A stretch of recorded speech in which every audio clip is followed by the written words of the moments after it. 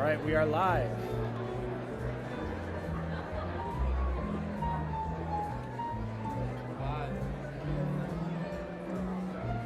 Cool, we got sound back there.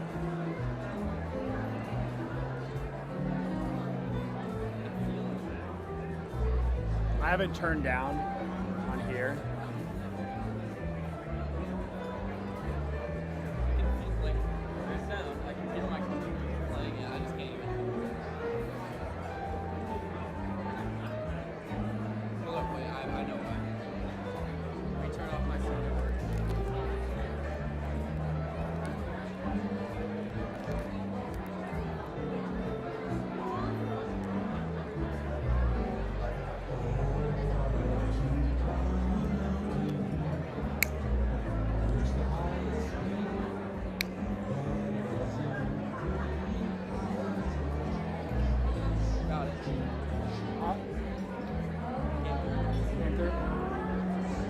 Did the snaps come through? Yeah, they were loud.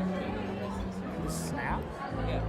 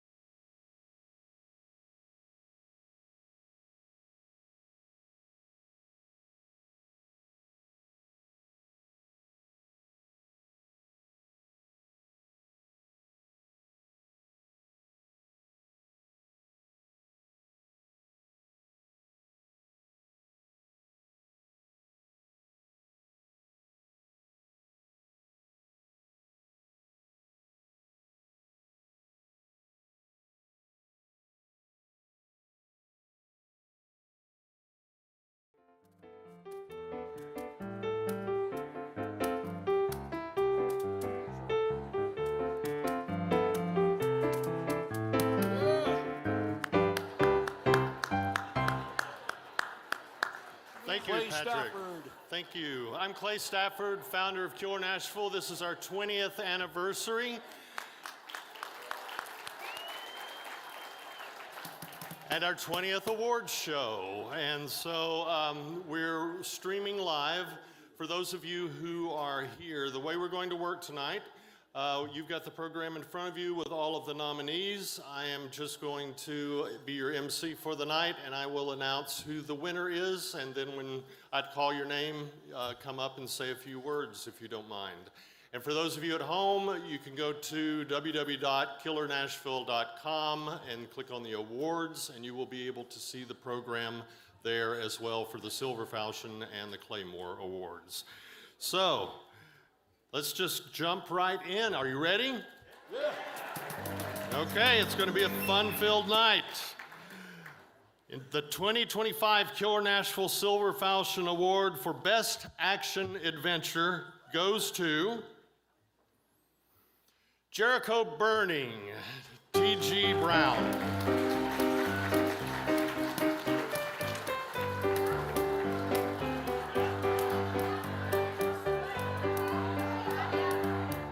Okay, well, I'm gonna hold.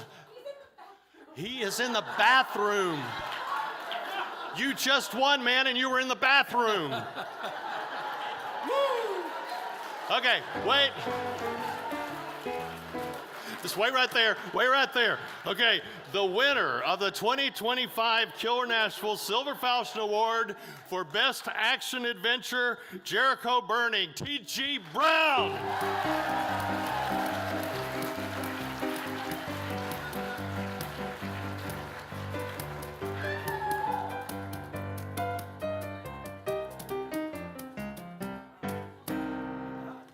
Congratulations, brother. Say a few words. Oh, no. Okay. All right. I'll keep this brief. There's a lot of you guys. Okay. No, just thank you guys so much. I'm at a loss for words. You know, as you guys all know in this room, it's a lonely job writing a book, and to get recognized for it, it's all the difference in the world. So, not an emotional guy, but yeah, this is great. Thank you, guys.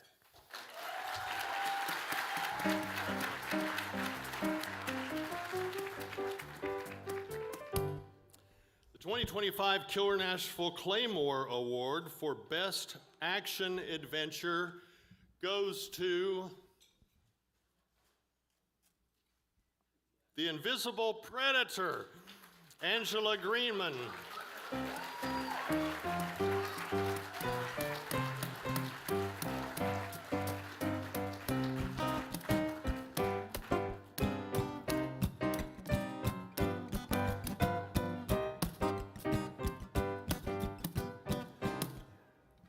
Wow, I'm honored, thrilled, and I have to thank Clay and Jackie for creating such a wonderful, inspiring atmosphere. It's amazing. And I want to thank the judges for their commitment to us in the writing community. It's a sacrifice, I know, to read all these things. And to my fellow writers, you are wonderful, diverse talents for such an open and friendly environment of sharing and teaching. It's just amazing. And thank you to my amazing husband, Ed. His unwavering support has gotten me this far, and this is for you.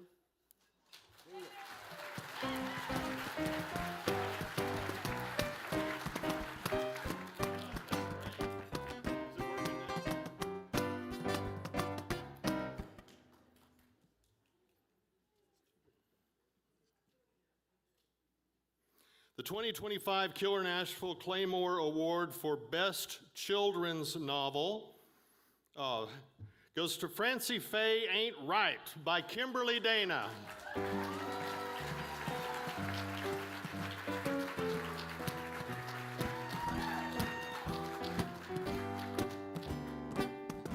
glad you made it.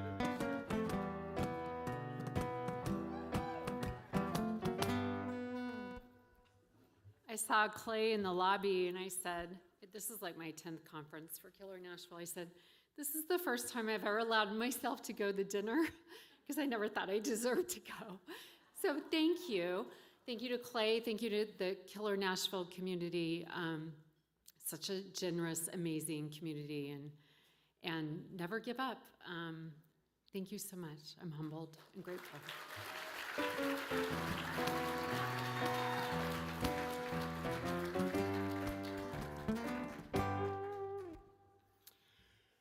Okay, this one I'm going to ask, obviously, when they come up, I hope they are funny and they have a funny speech. So here,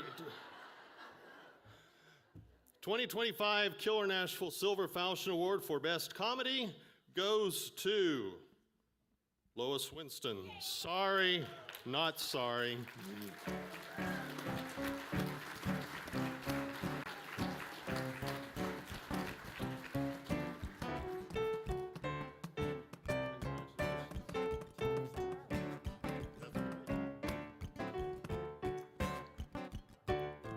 Second year.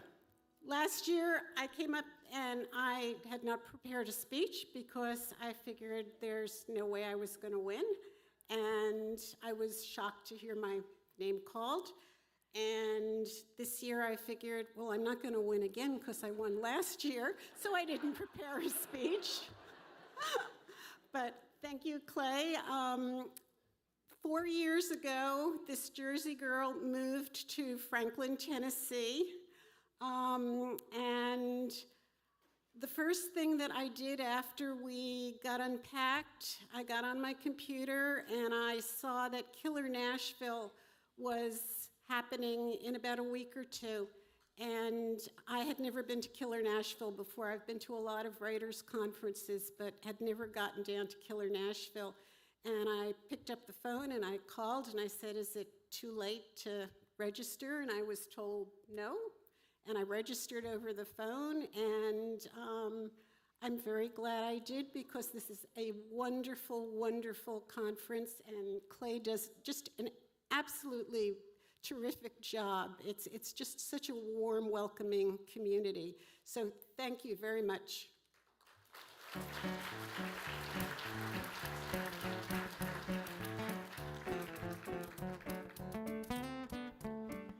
Okay, we're in for a treat all the way from South Dakota.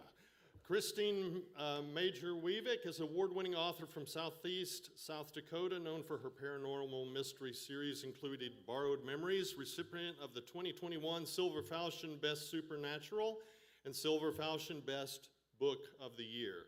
Her debut book, It's Only Hair, offers a humorous and honest look at coping with hair loss, reflecting her personal experience with alopecia.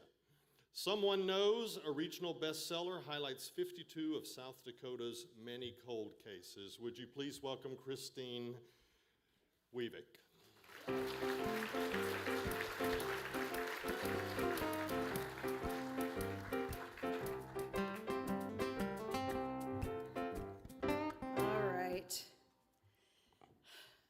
I'm a little nervous, but I had a glass of wine. I'm good. Sarah Peresky, thank you for the song. You sang the song that was sang at my anniversary 39 years ago today.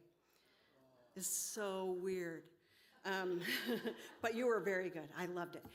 So I'm skipping my 39th anniversary to be here, so y'all better laugh. Who do you think you are? No, really. Who are you? What do you stand for? Do you take yourself seriously? There's this quote, we teach people how to treat us. I love that. When we take ourselves seriously, we are teaching other people to do the same.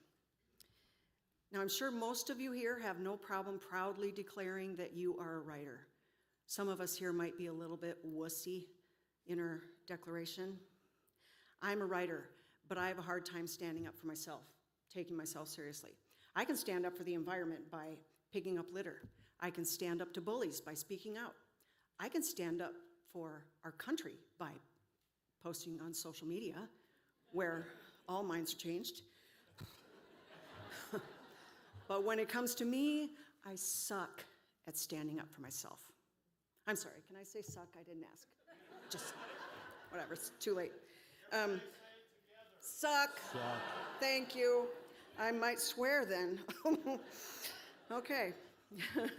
So now there are plenty of inspirational speakers here. I am no Catherine Hutchinson Hayes. I am no Sarah Presky. But I'm not going to spout a bunch of platitudes for you to write down, okay? I'm going to share some of my biggest failures so you can laugh at me and not do what I did, all right? I used to raise hogs. Just don't laugh at that part. That's not funny. I made a lot of money raising pigs, a lot. In fact, my hog operation, my idea, was so successful, an ag media company wanted to interview me and my husband, the bookkeeper for the operation, for television and radio commercials. When they came for the interview, they took my husband, the bookkeeper, aside and interviewed him. I was crushed. They had minimized me. What's worse, I let them. I knew this was my accomplishment, but I let them decide who I was, a hired hand, nothing more. So I quit. I said, that's it, I'm done raising pigs. I am done making money, I'm writing books.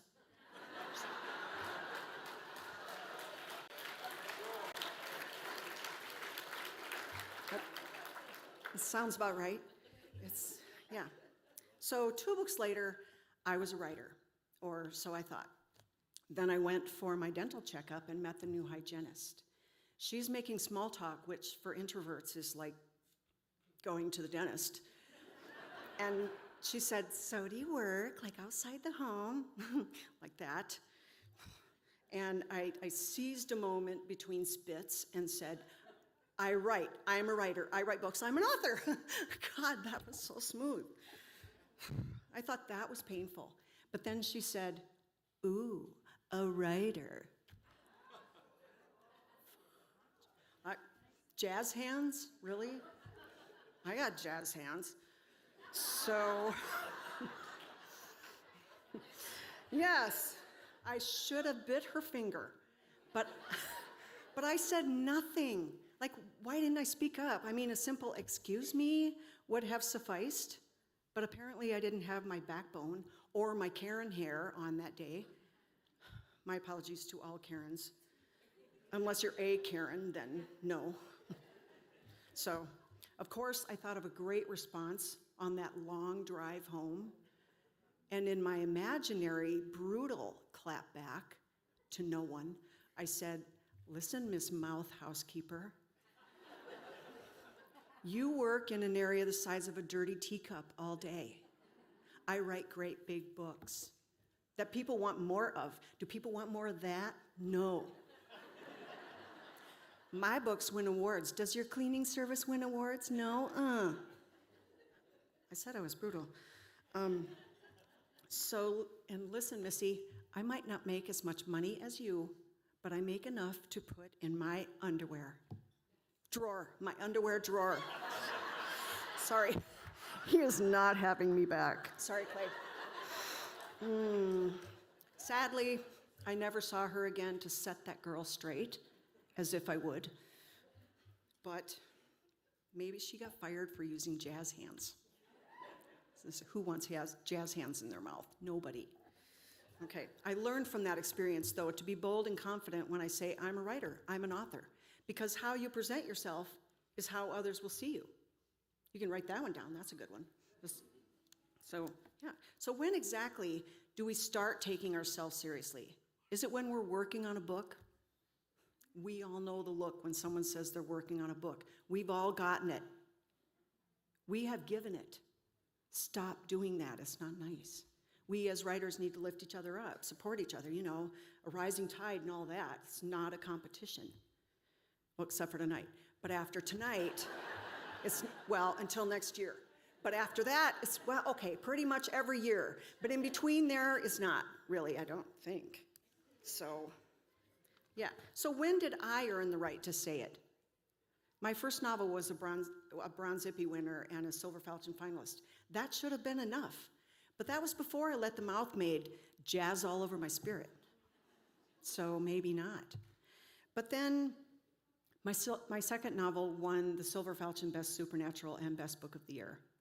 Thank you. It was pretty exciting. I finally felt like I had the right to say it.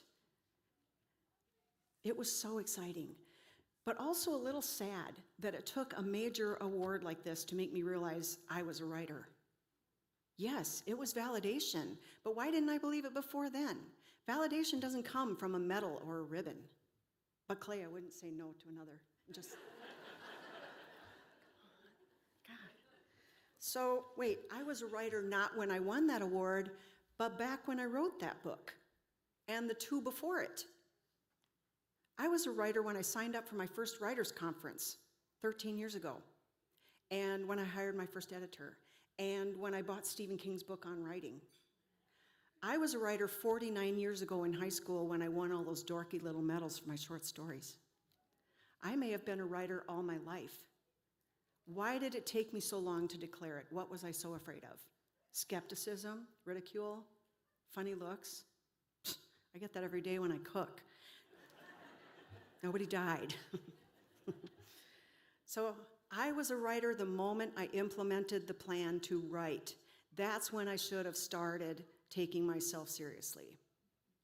Now, when I began work on my 4th book about South Dakota's cold cases, I couldn't be timid when speaking with law enforcement or grieving. I touched something. There's someone talking here. Scroll to continue. Don't do that. Sorry. Someone's trying to get in touch with you. You are a writer. But I'm not techie. Randy, get up here. He's a tech guy. So anyway, as I was saying, I couldn't be timid when speaking with law enforcement or grieving family members or when I was interviewed by magazines and newspapers. It was during one such interview that I finally stood up for myself. Kind of. The journalist said, "So, your first book is about hair loss. Why would you write a book about hair loss?" Because I have no hair. Just stab in the dark. He said, "That's a wig?" And I said, "Yes." And he said, "Wow, it's beautiful." And I said, "Thank you, it's from Australia." I always say that. And he said, "Oh, hair from down under." I said, "Nope." I never say that.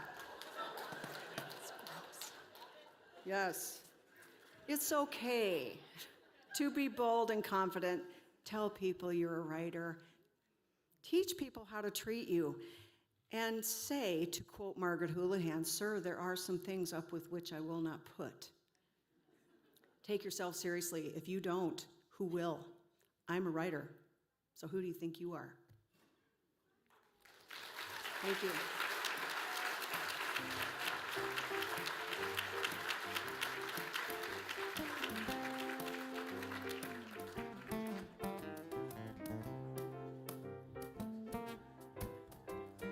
Christine, very good, very funny, as usual. She cracks me up. I had a couple of times I got to go to the South Dakota Festival of Books, and she was there. Always a pleasure, always a pleasure. The 2025 Keir Nashville Claymore Award for Best Comedy goes to Murder in Lake Placid, Katie Barron.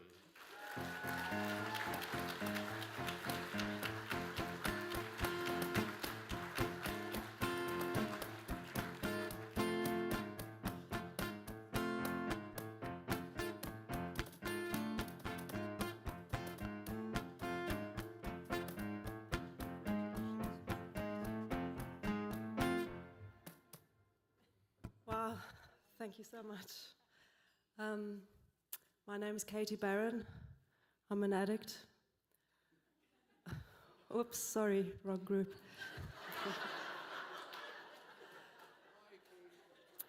I was meant to say I'm an addict of writing, and it's been so amazing to be with a group of writers. I've taken a lot of inspiration from many of you, and I hope to come again next year. Thank you.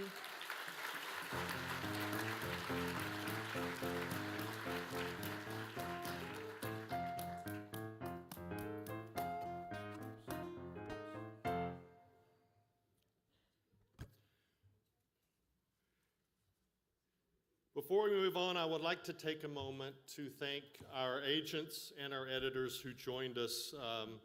They've spent the weekend with us, and hey guys, your job's over. So you don't have to, you can just relax from here on, okay? I hope you got some great talent this year, and I just want to give one last thanks to all of you. So as I say your name, please raise your hand and just let everybody see you, and then we'll acknowledge you at the end of the introductions. Miranda Darrow, independent editor. John Didakis, independent editor. Tara Galasimo, One Track Literary Agency. Ronald Gerber, Lowenstein Associates. Kathy Hedrick Armstrong, Marcel Lyon Literary Agency.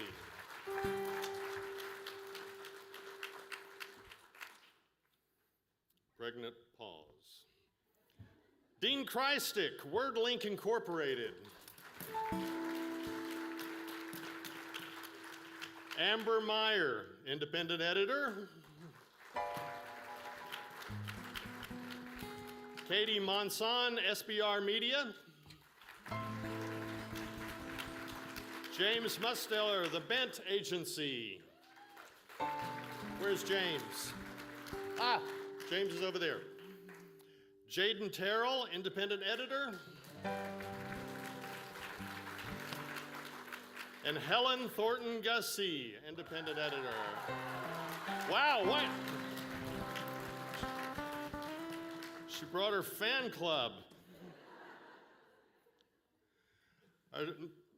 Our Killer Nashville 2025 Silver Falchion Award for Best Cozy goes to Study Guide for Murder, Lori Robbins.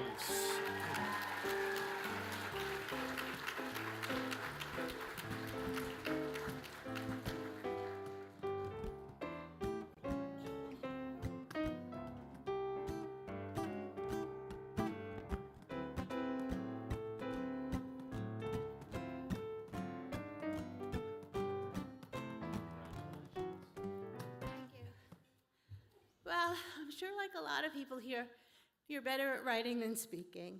So I'm just going to say thank you to Clay and the judges and all of my fellow writers. I'm excited and really, really proud. Thanks.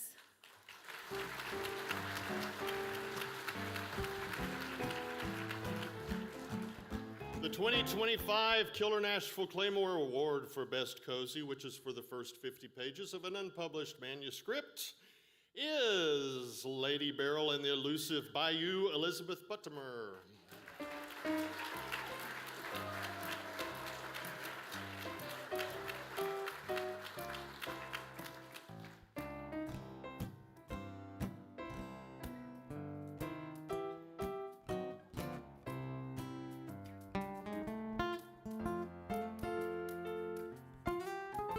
Christine, you crack me up.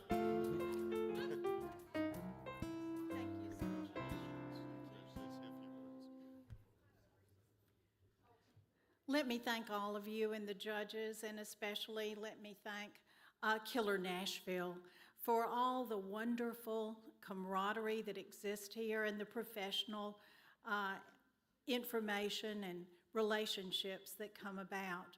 I'd be remiss if I didn't thank my good friends and supporters who are here tonight, Vicki and Gary, and for my husband, Dan. Thank y'all so much.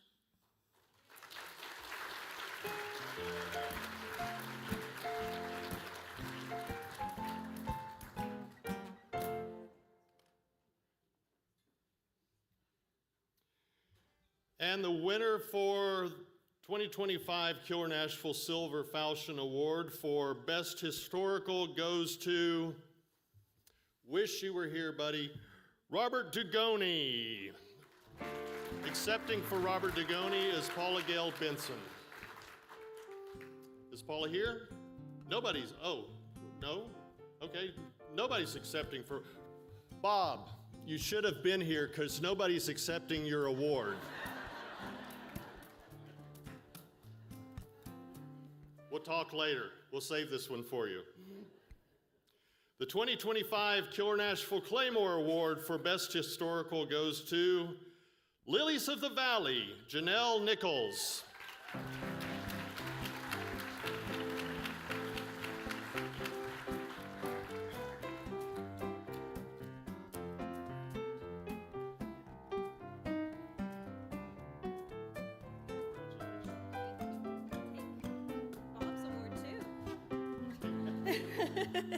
Oh, thank you all so very much. A quick thank you to my husband, Grant, and my family who are watching back home, my littles, my parents, my sisters, and just a huge thank you to the camaraderie, the kindness of all these writers and the writing community. You've given us a lot of hope for those of us who are in the querying trenches and trying to put out good work all the time. So thank you. This is greatly appreciated.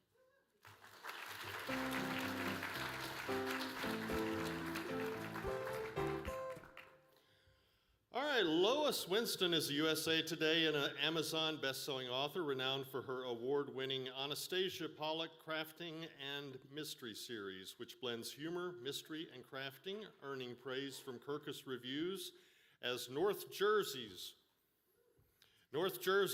more mature answer to Stephanie Plum. Drawing from her background as award-winning craft and needlework designer, she also writes romance, romantic suspense, chick lit, women's fiction, children's chapter books, and nonfiction. What in the world do you not write? Often incorporating her experiences in the crafts industry into her storytelling. Would you please give a warm welcome for Lois Winston?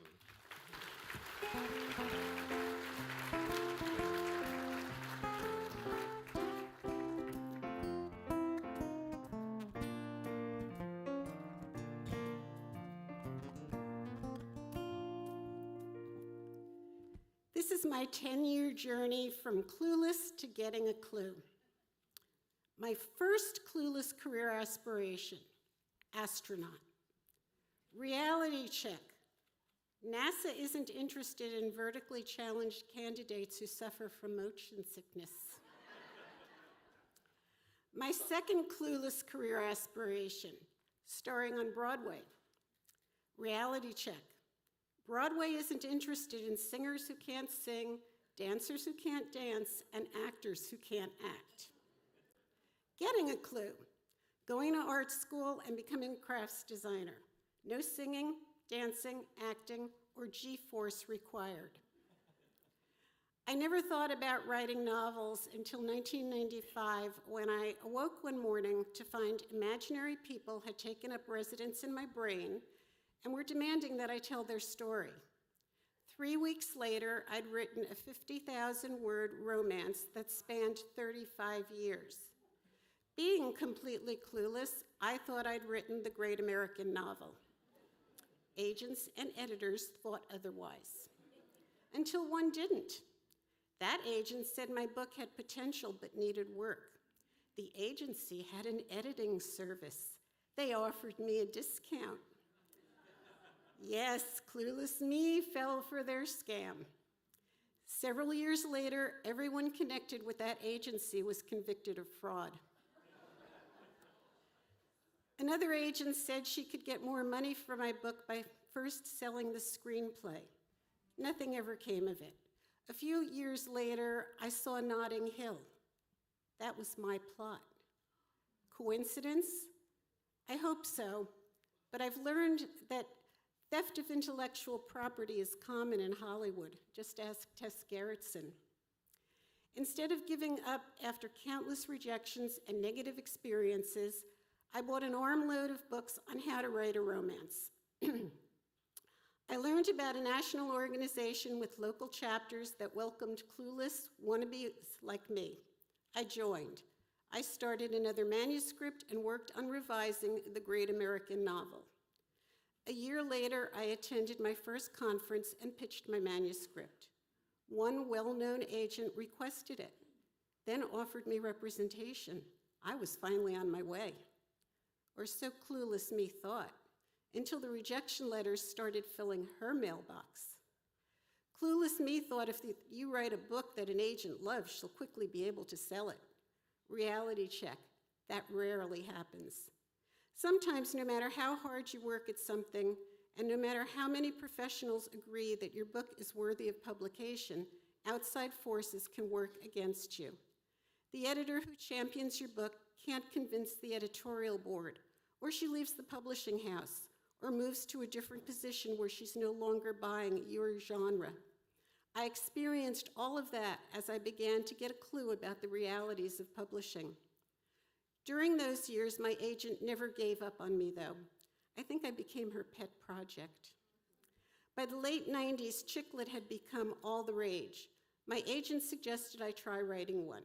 Several editors showed interest in resurrecting Gertie, until they didn't. Then one day in late 2003, my agent said an editor at Warner Books was looking for a humorous, crafting-themed amateur sleuth series. My agent thought I'd be the perfect person to write one. I knew crafts, and my chick lit novel proved that I could write humor. I bought an armload of books on how to write a mystery. A few days later, when I burned my finger on my glue gun, I even had a title. Assault with a Deadly Glue Gun became the first book in my Anastasia Pollock crafting mystery series. A few months later, I'd finished the book. The editor loved it. But Warner Books was in the process of being bought by Hachette. All contracts were on hold. Then Hachette took over and immediately canceled the cozy and amateur sleuth lines. I entered Assault with a Deadly Glue Gun in St. Martin's Malice Domestic Competition. The grand prize was a publishing contract with a $10,000 advance. I was notified that I was a finalist. I didn't win. Maybe I was too clueless to read the writing on the wall. Maybe my agent was too. But my stubbornness trumped my cluelessness, and my agent still didn't give up on me. In late 2004, Dorchester Publishing teamed up with Romantic Times magazine to create the American Title Competition. The winner received a publishing contract. My agent wasn't keen on Dorchester, but I decided to enter several manuscripts. Resurrecting Gertie, my chick lit novel, was a finalist. It came in second, but I was still offered a contract. 10 years almost to the day of that long ago dream. It was published as Talk Gertie to me. During those 10 years, I'd kept revising the great American novel. As I racked up clues, it morphed into Love Lies and a Double Shot of Deception, a 95,000-word romantic suspense that spanned several months. It became my second sale. I'd also acquired enough clues that shortly after my first sale, I was invited to join the agency that represented me. I began by reading the slush pile and eventually had a handful of clients. Suddenly, I was juggling 3 full-time jobs: designer, author, and agent. Happy ending? Not quite. When I began writing 30 years ago, clueless me thought it was realistic to think I'd earn an extra $20,000 or $30,000 a year to supplement my income. One of the reasons my agent wasn't enthusiastic about Dorchester was that they paid very low advances and only 4% royalties. Other mass market publishers paid 6 to 8%. After my agent took her 15%, I made pennies on each book. Dorchester also did little to promote their authors. I was advised to hire a publicist. My entire advance went to her, but her efforts did result in the book earning out its advance in less than a year and going into a second printing. Still, I had much to learn. Like, don't believe the bookstore when they say your books have arrived for your launch party. They hadn't. Clueless me also didn't realize that even after receiving a book contract, things can go sideways. Another reason my agent had been leery about Dorchester was some of their previous business practices. Apparently, the past wasn't in the past, because after about a year, the royalty statements began arriving minus royalty checks. Then even the statements stopped coming. Long story short, Dorchester was about to file for bankruptcy. Not wanting their authors' books tied up in bankruptcy court, agents scrambled to get their authors' rights back. At the last minute, Amazon swooped in and offered to pay back royalties to the remaining unagented authors in exchange for the rights to publish their books. Those of us who had gotten our rights back never saw a penny of the royalties owed us and weren't offered contracts from Amazon. Meanwhile, my agent had continued to send out Assault with a Deadly Glue Gun. In November 2009, I received a 3-book contract from Midnight Inc., a division of Llewellyn Worldwide. Assault with a Deadly Glue Gun was their lead title in 2011. The book received starred reviews from Publishers Weekly and Booklist. Kirkus Reviews called Anastasia, as Clay had mentioned, North Jersey's more mature answer to Stephanie Plum. Llewellyn paid my way to signings at BoucherCon, Book Expo, and the ALA convention. But things were turning out less than rosy. They promoted my book as a cozy. I was no longer clueless. I knew cozies didn't contain 4-letter words, but I'd written an amateur sleuth mystery, which had less constraints. I'm a Jersey girl, writing about a Jersey girl in a state where the bad guys are often members of the mafia. They don't say golly gee whiz. No one had asked me to remove certain words during the editing process. My editor said, don't worry. They'd marketed the book as cozy because cozy sold better than books labeled amateur sleuth. The book was out less than a week when the hate mail started arriving. Even words as mild as damn and hell incensed some readers. I chalked up another clue and switched to euphemisms in future books. They asked permission to make the first book free for a short time when the second book came out. I said I didn't mind a sale, but I was opposed to giving away large quantities of books. They ignored my objections even after asking for my permission. And Assault with a Deadly Glue Gun was free for an entire month when Death by Killer Mopdal came out. They gave away more than 64,000 ebooks. Twice my books were printed with missing chapters. When employees began leaving, rumors spread, and I feared a repeat of what happened at Dorchester. In 2012, I had been offered contracts for additional books in the series, plus a second series. But Llewellyn had hired a new corporate attorney who replaced all agency-negotiated contracts with a new boilerplate that contained questionable clauses. When they refused to negotiate, my agent advised against signing and demanded my rights back. Not long after, Llewellyn folded their fiction lines. A few smaller publishers showed interest in picking up my series, but friends who published with them weren't happy.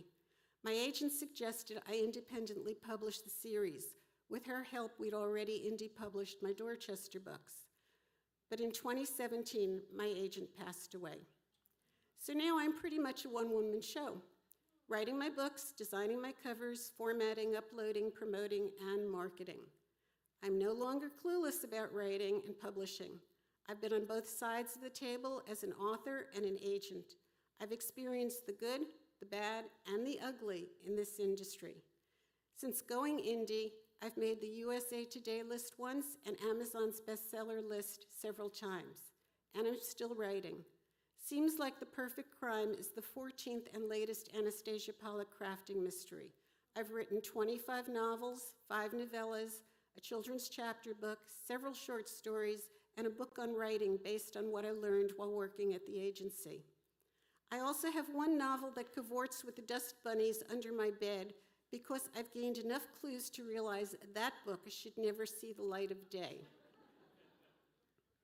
You can learn more about me and my books at loiswinston.com, where you can sign up for my newsletter and receive an Anastasia Pollock crafting mini-mystery.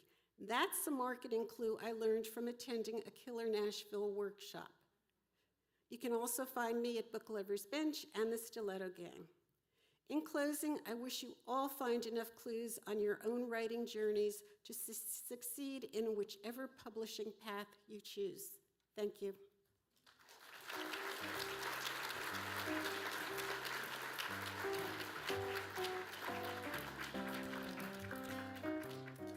Lois, that was wonderful. Now I understand why you wrote so many different things.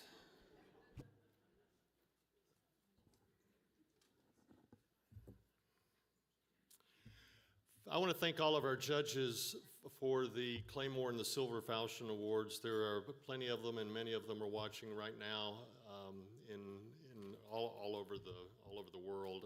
And so, thanks up to all of you, and I hope you're seeing the reward of all of your efforts right here. So we appreciate it.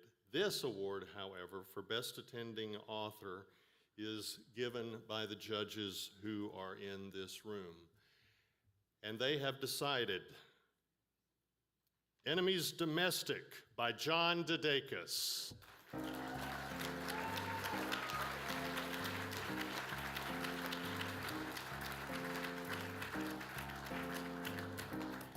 And I should say you have decided, John Didakis.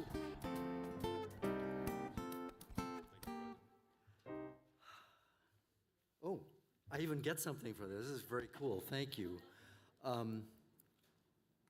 This has been a great conference. I've been coming here for probably the last 10 years or so, and I'm at a point now where Clay trusts me to actually critique people's manuscripts. So I haven't been able to attend the conference. I've been able to meet one-on-one with people who've submitted their first 10 pages, and then we've talked one-on-one. And it's frightening, the talent that is bubbling under and coming up, and I'm looking forward to competing against a lot of other people. My book, Enemies Domestic, my protagonist, Lark Chadwick, is pregnant.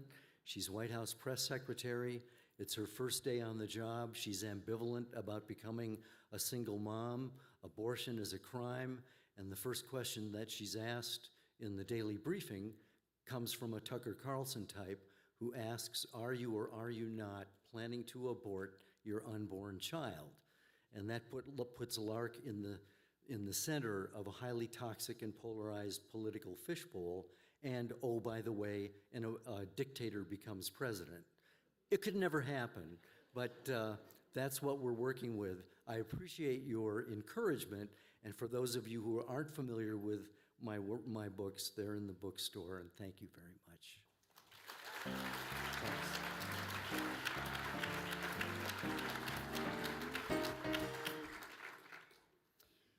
The 2025 Killer Nashville Silver Falchion Award for Best Investigator goes to Murder Outside the Box, Sarah Lynn Richard.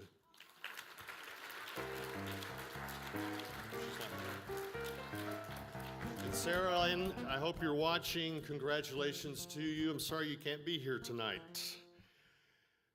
Moving on, our 2025 Killer Nashville Claymore Award for Best Investigator goes to Blood Moon Over Phoenix, Arthur Kearns.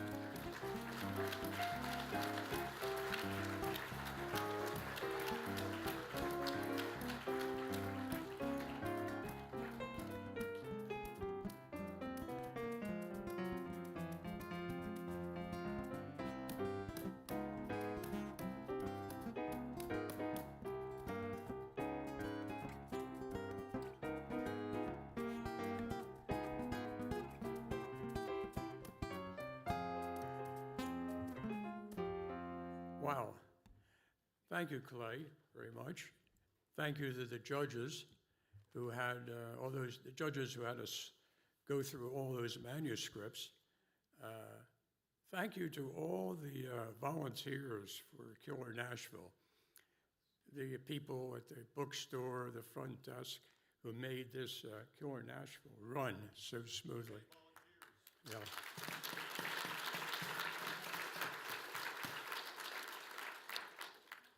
I want to thank my wife, Donna, who for 53 years has supported me in my writing career. Thank you, dear. Our son, and fellow writer Christopher, who joined us and helped us come here. And also to my writing group back in Scottsdale, Arizona. I don't know if they're going to be watching this, but I've been with them for 18 years. At the present time, I'm the only male and 6 women, all better writers than me, really, seriously, and all sort of give me a great deal of encouragement. And I really appreciate it. And I appreciate meeting all you and some friends here that we met. And thank you again, Clay.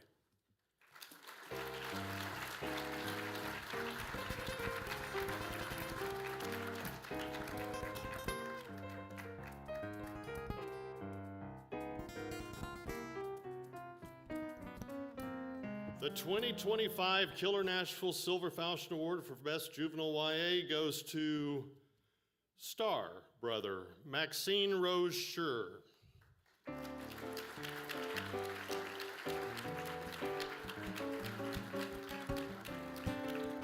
Maxine is not here. Maxine, if you're watching, congratulations to you. The 2025 Killer Nashville Claymore Award for Best Juvenile YA goes to The 7 Spells of Seraphina Foxkit by C.R. Doyle.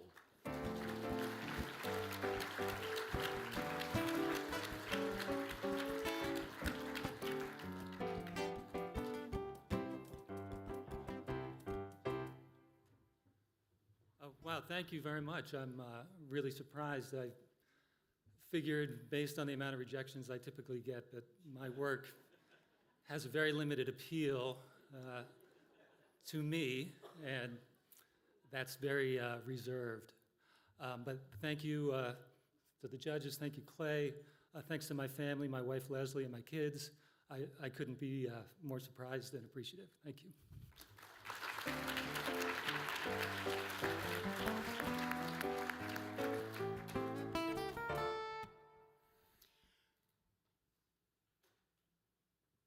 Before we close this evening, I want to start recognizing some of our guests of honor, and I had the great pleasure of introducing Kemper Donovan this year, and a very funny guy, and very instructional in what you've offered to everyone here this weekend. And so I just want to take a moment and have you come up and just say a few words and really know how much we appreciated you coming. And thank you to Kensington Books for sponsoring the book bags that have your name on it. So I appreciate that. So come on up here, Kemper Donovan.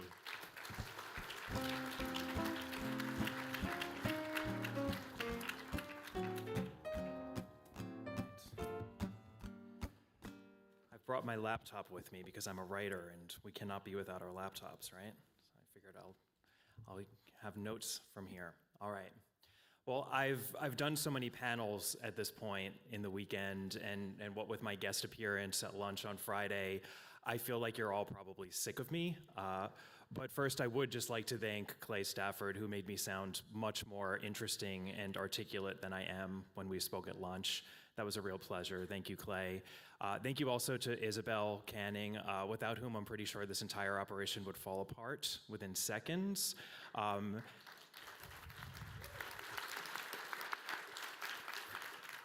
And also, I wanted to thank all the volunteers, the American Blackguard team, just because I love being able to say that phrase, American Blackguard. If that's not a book title yet, I mean, someone should snap that up. It's a great name.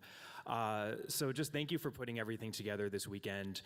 Killer Nashville is quite the impressive operation, 20 years in, which may not be surprising to those of you who have been coming here for years now, but this is my first time, and I've just been so impressed by how open and friendly and collegial this conference is. It's been a real pleasure to be invited here and to get to mingle with all of you, so thank you for that.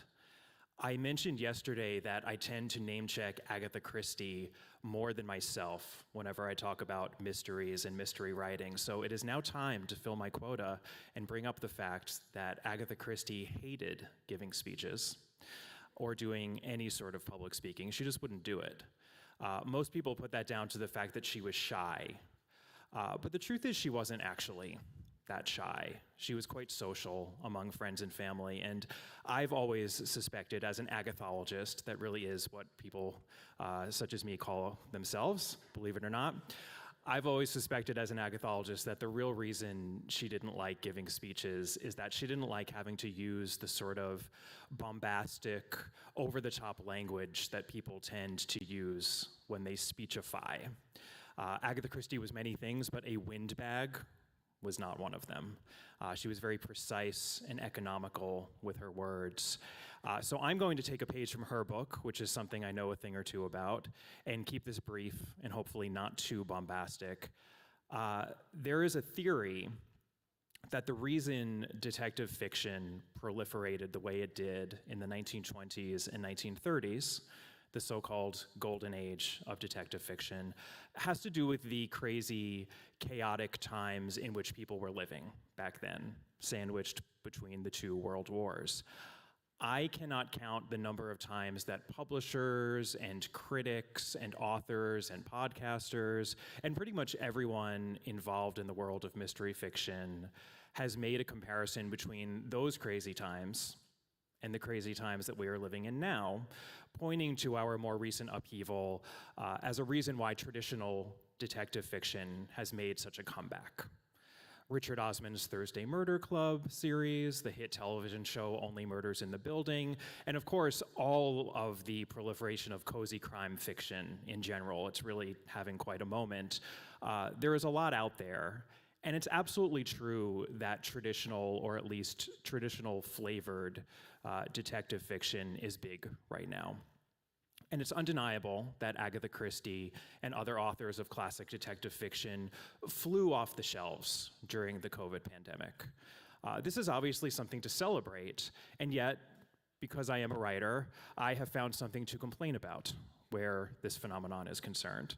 I have a major bone to pick with the claim that what readers get out of detective fiction is comfort, and more specifically, comfort alone. The catharsis of seeing order and justice restored by story's end, a righting of wrongs, given the disorder and lack of justice that many perceive in the world around them. I mean, that is a very valid interpretation of what happens when we're reading mysteries, that we feel that catharsis, that we get that comfort. There is a lot to this theory, of course I admit that. I think that comfort and catharsis are extremely important reasons why people read mystery fiction.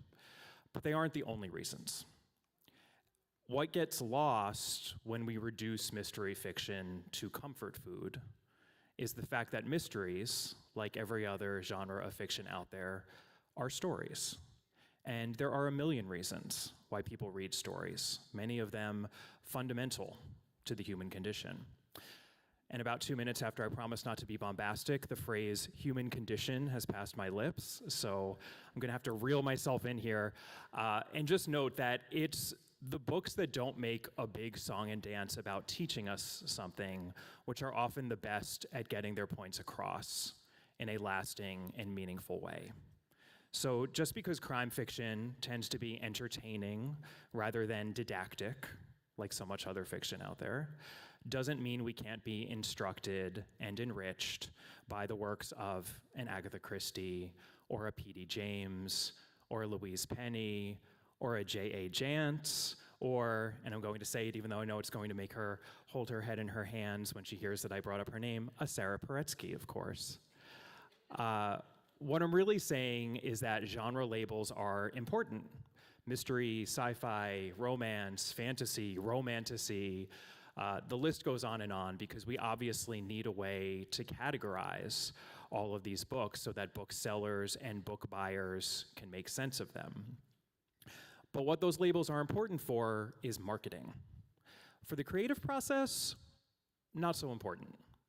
So when you all go home tomorrow and get back to work on all the mysteries that it has been my privilege to hear about this weekend, just know that you have a full and complete arsenal of storytelling tools at your disposal with no limits whatsoever as to what you can achieve. And I can't wait for my own human condition to be enriched when I get to read them. Thank you.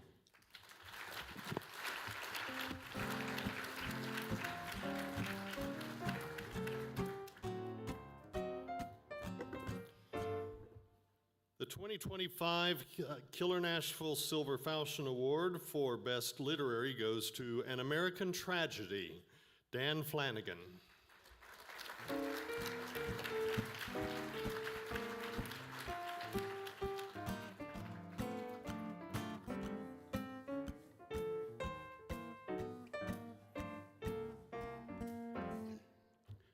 Thanks to everyone involved in Killer Nashville and everyone who put me here and this book here.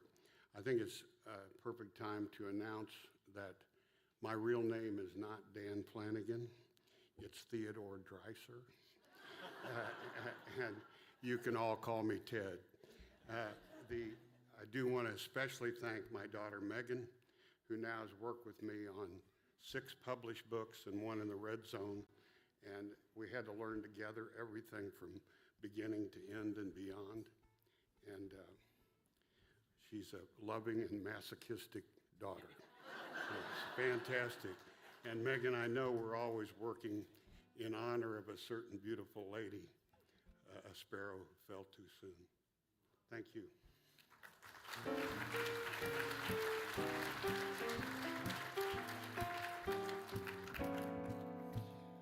The 2025 Killer Nashville Claymore Award for Best Literary goes to Detroit South, John Jafire. All right, John, I hope you're watching tonight. You won, so hope we see you here next year. The 2025 Killer Nashville Silver Falchion Award for Best Mainstream Commercial goes to Maggie Smith, Blind Spot.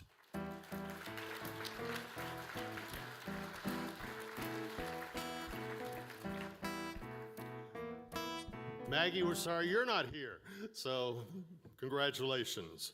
Our 2025 Killer Nashville Claymore Award for Best Mainstream Commercial goes to Early Adopter, Mark Gurin.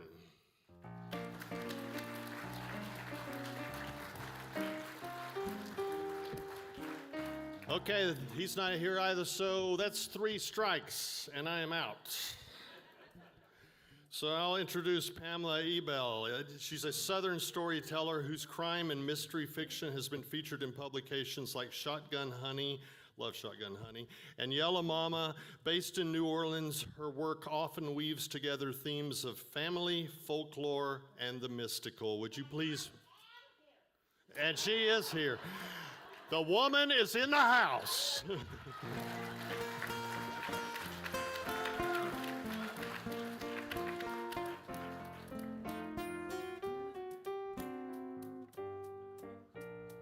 All right, folks.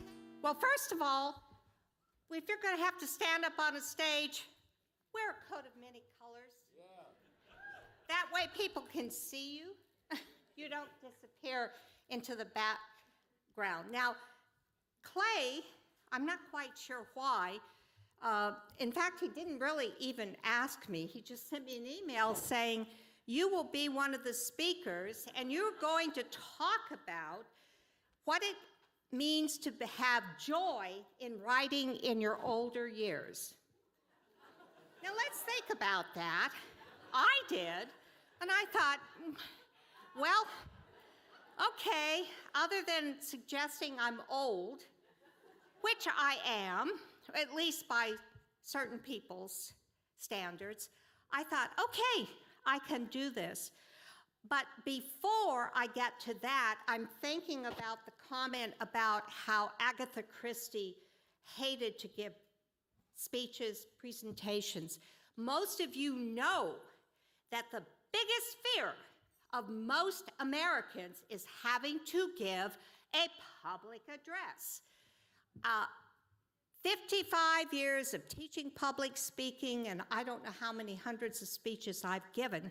I will tell you what the biggest fear is for public speakers: talking to a bunch of people who have eaten dinner and drunk. But that's okay. We're going to go ahead at any rate. So I want to talk about this concept of writing in our later years. the thing that bothered me when I got to thinking about it was, well, first of all, what are older years really meaning? But I decided to ask a group of my writing group in New Orleans, men and women, most of whom, like myself, are over 70, but some younger people, 60s. And I thought, I need to work a little bit on this. So I want all of you, if you would take a moment, take a deep breath, and drift with me back to 1965, November. Close your eyes and remember these words. Like sands through an hourglass, so are the days of our lives, right? Yes. Now, that particular soap opera ran from 65 to 2022 on NBC, uninterrupted. For those of you that are addicted, you know it didn't die. It's on Peacock, and you can continue to watch it. The reason that I'm using it tonight for our discussion is those writers understood that life is not linear. We go from the first to the last breath that we all take. It's not linear at all. We take the bumps, the bruises, all of the contusions. We go through life planning, and then all of a sudden something happens and we have to shift and we have to do something else. Those writers understood that, and that's why their works have lasted so long.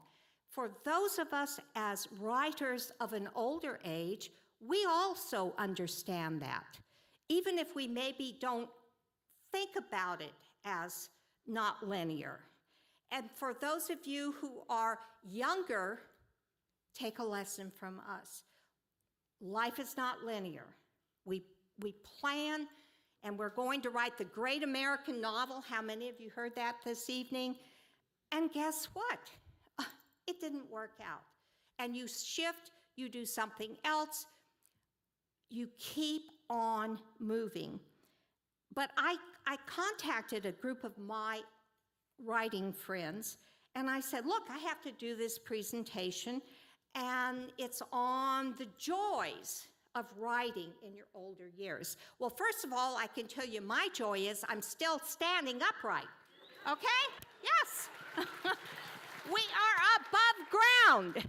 Therefore, it allows us to keep writing.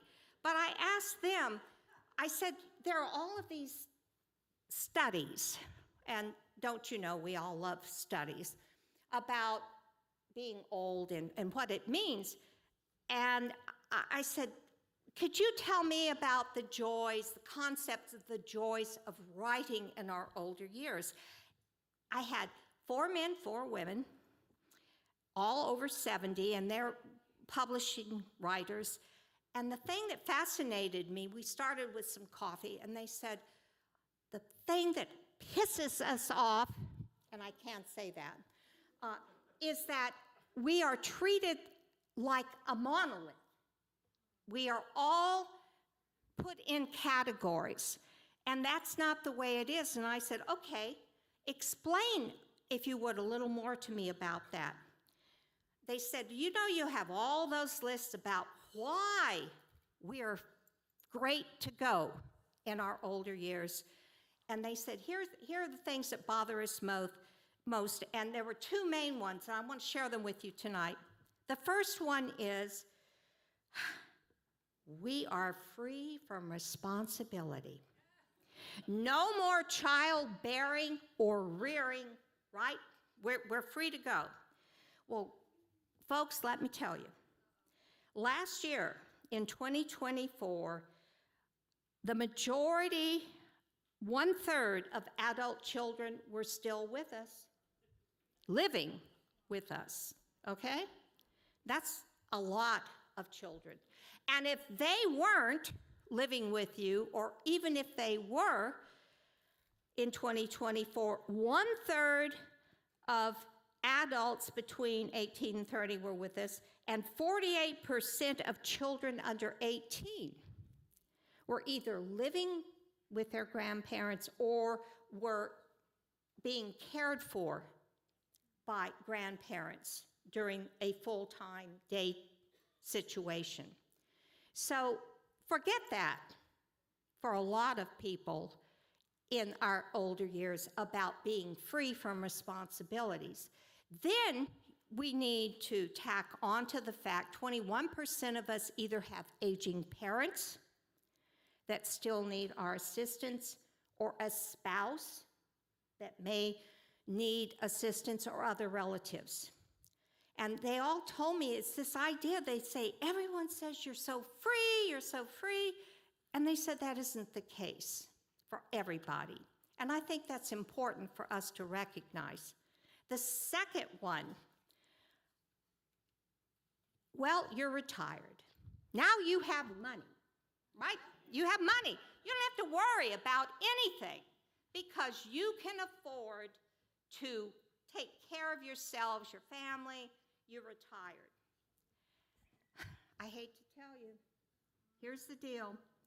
Last year in 2024, the Council on Aging estimated that 80% of older adults were suffering from some kind of financial insecurity.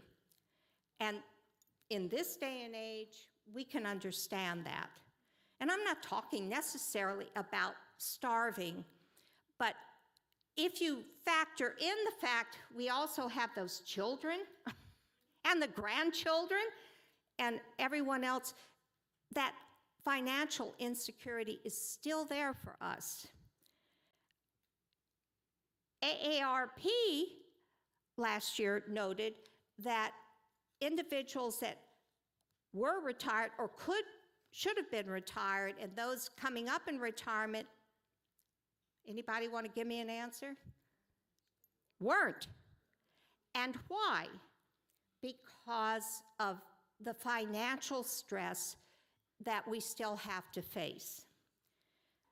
And you're thinking, well, why the hell did he ask this woman to come up here and tell us all?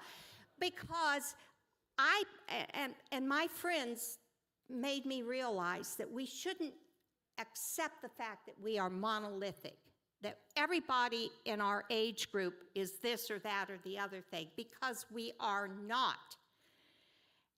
So we moved from coffee to cocktails, and that's always a good thing, you know. And we sat down, and I said, I'm lucky. My husband and I, we don't have children, thank God. We do have cats. The wonderful thing with cats is you don't have to send them to college. They don't need a car. And, you know, a couple of cans of catfish, tuna fish will do for them. We're lucky, but so many of us are still dealing with the concept of aging. And so I said, well, so what are the joys? And after a couple drinks, we all got to the point of what we need to talk about this evening that I loved. We, and I'm now talking particularly about those of us in my age range, we're the tail end of the baby boomers. We've managed to get through sex, drugs, and rock and roll. Oh yeah. I was born and raised in California. I've spent the last 50-some years of my life in New Orleans, so it was sort of like California, but not really. But we have managed to live through a number of issues that makes us special. We recognized that the World War II and Korean experiences, when you come to writing, that's our parents. They shared that with us. We unfortunately, many of us, myself included, experienced the unfortunate circumstances of Vietnam. But we know about it. We've lived through it. And we're able to write about that. We have, as a group, lived through 3 assassinations. Think about that, folks. 3 political assassinations in this country in less than 3 years, and we're still standing. We're still America. We've managed to survive that. We have watched, those of us of a certain age, a man step foot on the moon. And so many exciting things that have happened to all of us in a certain age that are in our minds and our memories that makes us able to write great literature. I don't care what genre you are, short, long, we have it within us. It's exciting and it's important.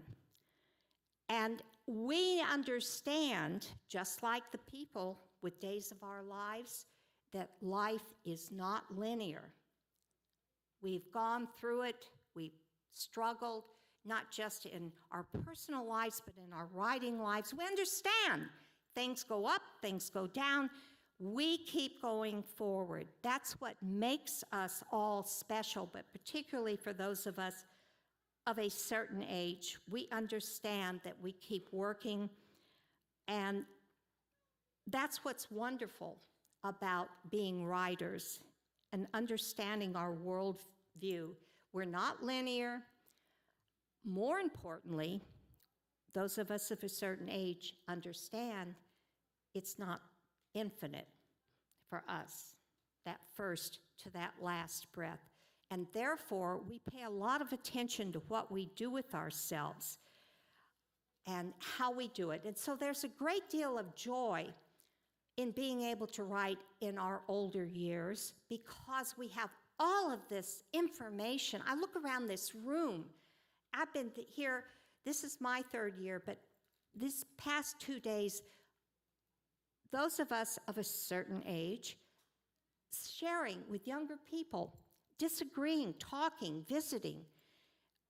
We have so much information, and it's for us to pass forward. That's part of our legacy. We pass it forward to younger writers. We spend time together, and by doing that, we never really grow old.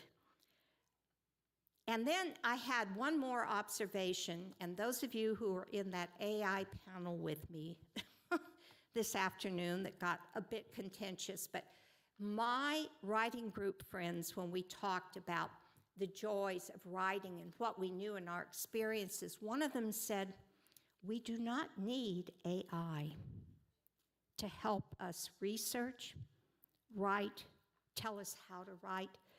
And he said, we are HI, human intelligence. And that is what we bring as certain people of a certain age, our human experiences that can't possibly, even if you tried to put it into some kind of a computer circumstance, it will never fit. It is our human experiences, and that's what makes us so important to share with ourselves and with others. It also, by the way, will ensure those of us of a certain age that we will be able to get a copyright. Because if we're not obsessed with AI, we know that in order to write anything, number one, that's copyrightable, but more importantly, that's human, it is guided by your human hands. All of you in this room, this is your human hands, and you don't ever want to give it up. You don't ever want to give it up to a machine. Finally, I got to thinking, and about my sands of time for my presentation for you are about to run out. I thought, well, what could I share as a closing? And as I said, I'm a baby boomer. And I got to thinking, and I'll close with this, from one of my favorite groups, the Grateful Dead. Recently, it has occurred to me what a long, strange trip it has been. But we're still trucking, We're still writing, and the light within me recognizes the light within every one of you. Namaste.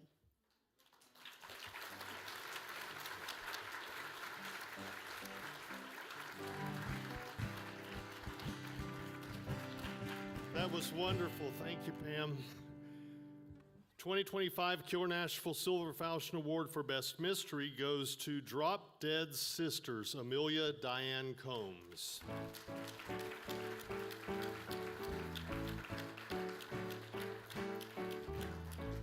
Okay, Amelia's not here. I hope you're watching. The 2025 Keir Nashville Claymore Award for Best Mysteries goes to 12 Sinners, Henry K.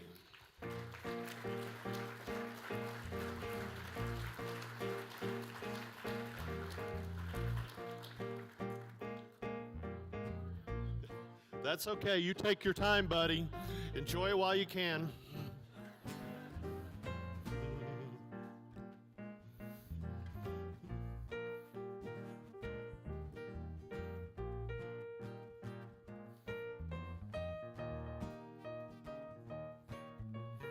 You parked all the way in the back there. Were you optimistic you were going to win, or what was going on there? Not at all. Congratulations to you, my friend. Thank you so much. Thank you. Golly, I haven't been this nervous since I said I do. I guess I need to thank the young lady in the back that molested me for putting up with me for 50 years. It was 50 years in June that we've been married. And thank you. Thank you. And for those of you that are wondering, no, she's not my daughter. She's really my wife. She just looks that young. I need to thank my writers groups. I don't know if anybody there is watching or not, but I can't tell you how many times I wanted to throw in the, well, I guess laptop now. When I first started, we throw in the pencil and the pen. But they stuck with me and encouraged me. Nancy kept encouraging me, and it's been a real roller coaster journey. I can't tell you what it feels like to be standing up here in front of you all and saying thank you to the judges, and maybe most importantly, for making me feel so good. Need to thank this gentleman right here for doing all of this. A whole weekend worth of things he needs to be thanked for. So thank you all.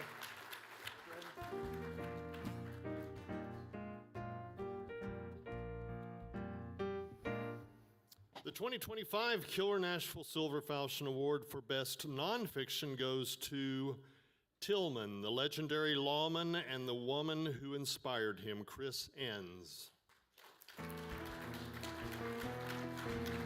Okay, Chris is not here. Chris, I hope you're watching at home. Congratulations. The 2025 Keir Nashville Claymore Award for Best Nonfiction goes to Madam Coroner, Surviving Death and Politics in Suburbia, Christina Vandepel.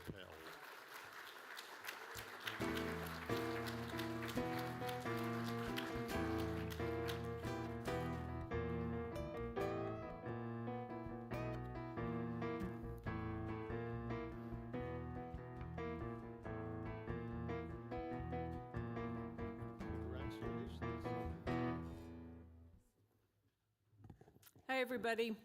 So I want to thank Pam for covering the topic of the, how'd you call it? The aging writer or the overage writer or something.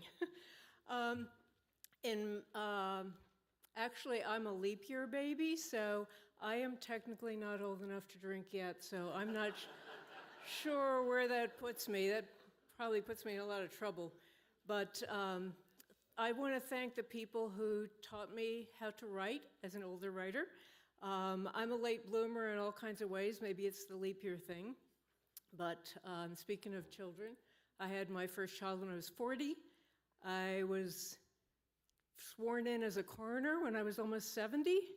And then I decided to write about that, and that's what I'm here for today. So thank you very much. And I've really enjoyed being here. This is my second year here, and I've met a lot of wonderful people, and I'm looking forward to getting to meet more over the time we have left. Thank you.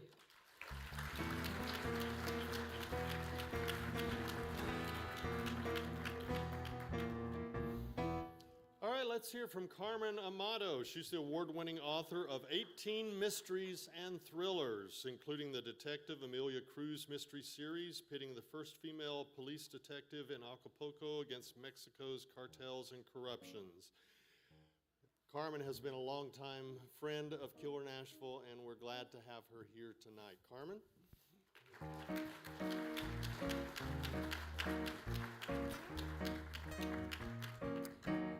All right, we're at the little more than the halfway point in your program.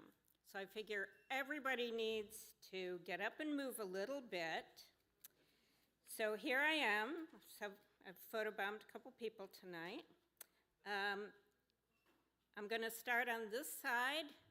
Just do a wave. Get some energy going, get some liveliness. Ready? And go. All right. Keep going. Woo! Yes.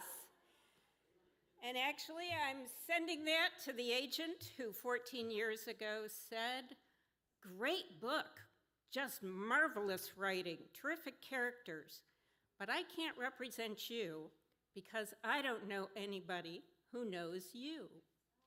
So, thanks very much. He'll be getting that in the morning. Now, with that intro, you might expect that I'm going to give you a précis of my writing career. But I'm not. I'm not going to talk about me tonight. I am going to talk about all of you. Now, you may know me as a retired CIA officer, true, 30 years. You might know me, as Cliff introduced me, the author of the Detective Amelia Cruz series, set in Acapulco, or the Galliano Club historical fiction thrillers. But you probably don't know that I am also somewhat of a polar history historian. So tonight, come with me back 101 years to Plymouth, England, August 1914. The British explorer Ernest Shackleton is setting off on his third expedition to Antarctica aboard a ship called Endurance. His goal is this time to cross Antarctica from the Weddell Sea side below South America, across the continent to the Ross Sea side below Australia. It's a distance of about 1,000 miles. To accomplish this, there's quite a diverse complement aboard Endurance. He's got sailors, scientists, military officers, an adventuring photographer, a horse expert who paid his way onto this expedition, 2 doctors, a carpenter's cat, about 50 dogs, and they would pick up a stowaway in South America. So let's think about this for a minute. Going to Antarctica in 1914, what would it be like? You're in a wooden sailing ship. You're glad there's a cat because there's rats. There's no refrigeration, there's no radio, no Wi-Fi, you don't have a satellite phone, you don't, no iPhone versus Android going on aboard the ship, no polar fleece fabric, no polar tech, no antibiotics, no fiberglass skis. The skis are wooden, they're very heavy, and very few of them knew how to ski anyways. But the important thing is, I can joke about cell phones. There's no communications, no resupply. You're going off on your one little ship, and there will be no outside communication until you get back. So endurance takes 5 months to get within 100 miles of Antarctica. The pack ice is particularly dense that year, and endurance gets trapped in the ice. And now here's where I want you to think about the sound of oak timbers being ground and crushed in this ice. And it's just white wherever you can see, and it's the Antarctic night. So it's dark, and you are trapped in this ship, in this ice, white as far as you can see. And it's cold, and it's never going to warm up. With its oak timbers groaning, crying out like a human, the ship is crushed and it sinks in October 1915. The rest of Europe, remember, is caught up in trench warfare. They're killing each other, and no one knows that this crew is now stranded. So Shackleton, the full complement, they're on the ice which has killed their ship. They are totally at the mercy of ocean currents and the elements. They're camping on the ice. And Shackleton gathers everyone together and says, "So now we'll go home. So now we'll go home." Can you imagine anything less realistic at that point? They're 1,000 miles from home, camping on the ice. Nearly all his resources are at the bottom of the ocean, and he's not getting anything more. If he wants more, he has to figure out a way to make more with what he has now. So now we'll go home, but could there be any clearer goal than what he said? It was clear, they could understand it, they could get behind it. So what happened next, would take me all night to describe. It was very dramatic and involved.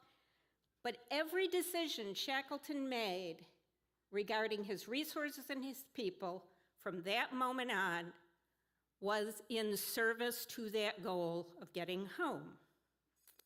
Every resource he had was repurposed in some way to get them home, and everybody could understand that. So tonight, to you at home, to you on this side, that side, I'm issuing the Shackleton Challenge to you. It's this: to set a clear goal for yourself, a goal you can visualize, a goal you can say out loud. Will it be your author business goal? Will it be a word count goal? A goal to learn a new skill? You decide. For the next 12 months, until we meet here again at Killer Nashville, the decisions you take shall be in service to that goal. You'll apply your resources to it, your time, your skills, your wordsmithing talents, your tech stack, your money, your attention, your emotional energy. Okay? Those are your resources. All the resources that you control should be in service to that goal. And if you need accountability, share your Shackleton Challenge goal with a Killer Nashville buddy. If you don't have one, you can email me, Carmen@carmenamato.net, and we can share our Shackleton Challenge goals together. But most importantly, just like Ernest Shackleton had to do, he had to take inventory of his resources. He had to assess them, figure out how they would work for him in that situation. Not particularly what they were intended to do, but how he could repurpose them. So I want you to make those resources work for you, maybe in ways you hadn't considered before. You need to be creative, adjust your tactics, keep pushing, but above all, believe in that goal. Because that, my friends, is how you bring it home. Thank you.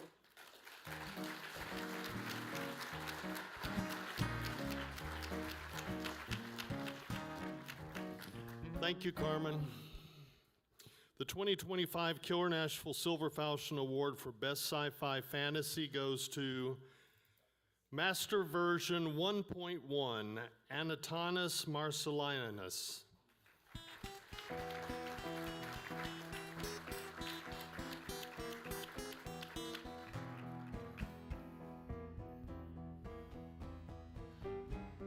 I pray you're coming up here to get this award.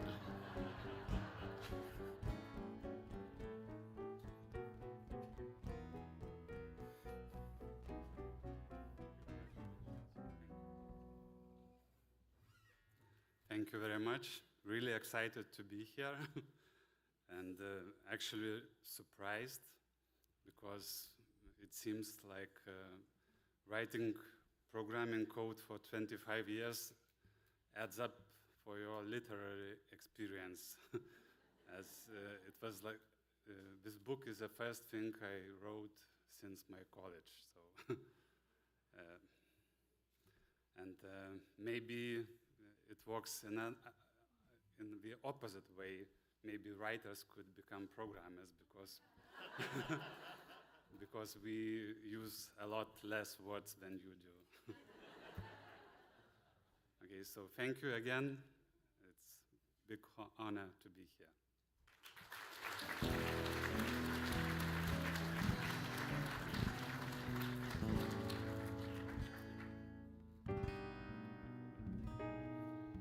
I just asked, he just came here from Lithuania to get the award.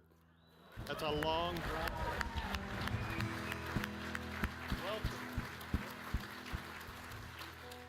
And it's not some fantasy country.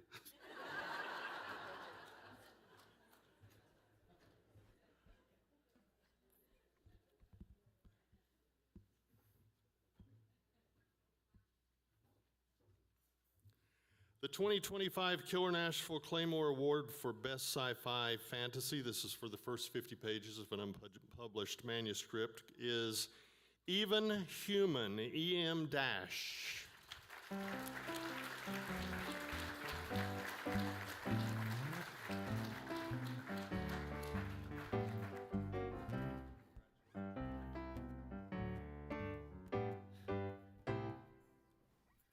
You're all very gracious for staying up so late to indulge me.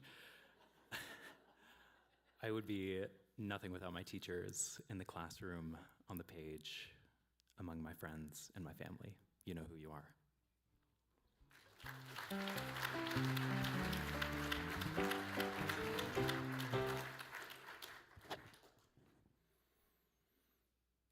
The 2025 Keir Nashville Silver Falchion Award for Best Short Story Collection Anthology of 2024 is Day, Patrick Kitson, author.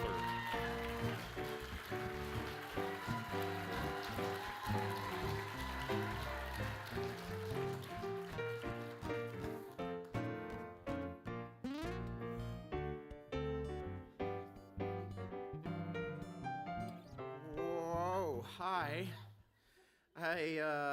I was feeling good about this up until this morning, and then I was like, no, it's not gonna happen. But I am at a rare loss for words. Thank you, Clay. Thank you, everybody. So I came here 2 years ago when all I had done was written one manuscript, short story collection, and by coming here and being with you guys, it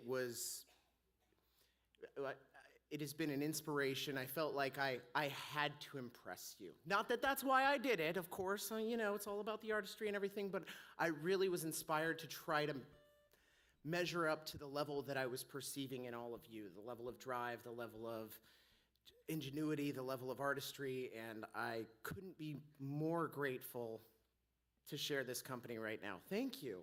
And thank you to my family. I can't say anything without thank you to my family. And thank you, Kayla, my ladies at the table over here, and my buddy Daniel watching at home.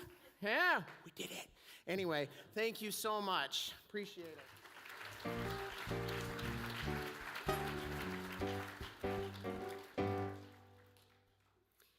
The 2025 Killer Nashville Claymore Award for Best Short Story Collection Anthology goes to Night Driving and Other Stories, Kate Bergquist.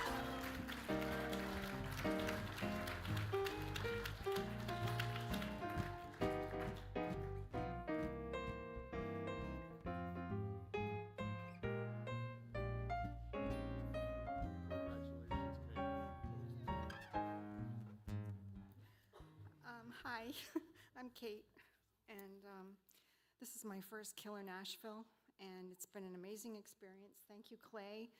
This is such a welcoming community, and it's been so wonderful to meet so many of you. I feel like you're all of my friends, and I wanted to thank my husband, David. We've been together 30 years, and he loves me and never gives up on me, and he wants me to call him right after this.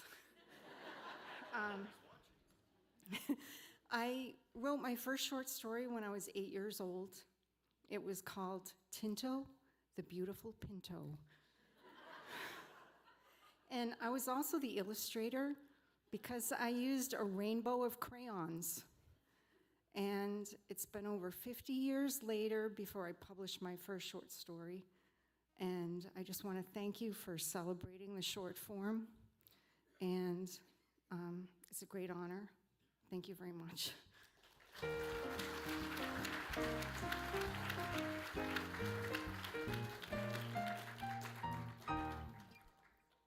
I have gotten to know Caitlyn Rother over the weekend, and starting nonfiction, moving into fiction, and doing very, very well. She's one of our guests of honor, and it's been an absolute pleasure to get to know her. So let's call her up and hear a few words before we end for the weekend.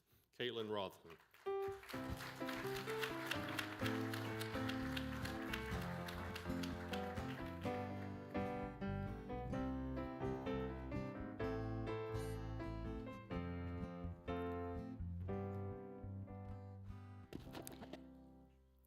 So I was asked to keep this short, so I have so much I want to say. This is such a great conference. It's my first time, and I just want to thank everyone for being so welcoming and so sharing so much love. I mean, you guys are just an amazing group. I've been to a lot of different conferences, journalism conferences, investigative reporting conferences, narrative nonfiction conferences. This is a unique conference. So anyway, thank you for that, and thank you for Clay for inviting me. I'm honored to be here. I was going to talk a little bit about the journey, which I can't really go into too much detail, but just kind of a funny story. I wrote my first book when I was in first grade. We were asked to bring material from home and make our own hardcovers with cardboard, and I wrote the book about a family of mice that lived in the forest. And I drew with colored pencils. And the mother ended up being murdered by one of the other mice. And my mother was very concerned.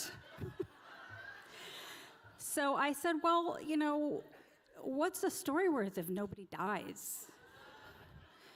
So I guess I didn't really realize I was going to be a true crime writer. But I was also the most cynical 5-year-old in kindergarten. My teacher sent a letter home saying, Caitlyn is the most cynical 5-year-old I've ever met. So I guess that was really good training. But basically, I've worked really hard to be an author. It took me 15 years to get my first book published, not for lack of trying. My first book was finally published. That took 17 years. My second novel took 17 more years. So that will be my 16th book, and that's really exciting for me. But I maybe would have been able to write faster, but as a journalist, I typed really fast, and I ended up injuring myself. So I've had bouts of chronic pain, and I've had to kind of work through that. But I'm incredibly ambitious and determined. And so what I want to say to the aspiring writers is persistence and determination and rebounding from rejection are definitely key to getting published. and staying published, because as we all know, there's a lot of rejection in publishing. You brought back some really bad memories for me from Dorchester. I was one of those people who, my first novel, when it finally did get published after 17 years, they went into foreclosure. Bye-bye. So, you just have to keep getting up. When you get kicked to the curb, you have to get up again. One of the things that has really helped me, which I don't know if it's unique, but I have a creative outlet, which you guys heard earlier. When I've had those bouts of chronic pain, and it's happened to me over, periods over like a decade. I could go 18 months when I had just constant muscle spasms, and it's just because I've typed so much. I used to type interviews when I was working at the newspaper, and it just happens. My neck, my back, spasms, right?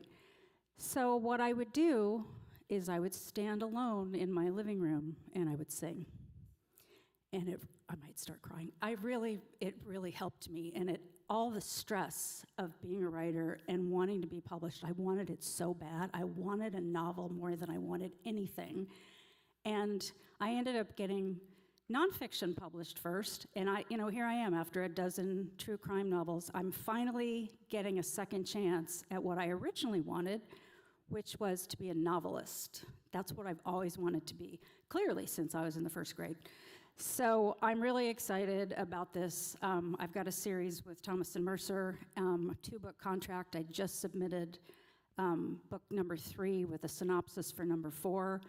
And I'm a writer at a certain age myself, and I don't see any end in sight because, honestly, I can't really afford it.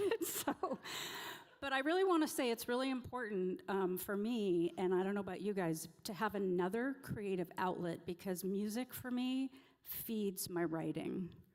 And so it's not just the pain. I do it for pleasure. And when I'm writing, I work really hard. I'm a workaholic. I don't have a big social life. I just churn books out because it makes me feel good. It makes me happy. It keeps me sane. But I have a rehearsal every week, and I look forward to that. And I make sure that I practice, and it's good for the spirit. So if you guys have any kind of other creative outlet, I find that really helps inspire me and keep me motivated and creative. So that's my one piece of advice. But thank you so much for having me. Thank you for inviting me. I've really enjoyed being here.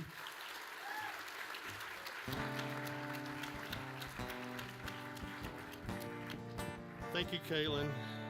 It's been a pleasure.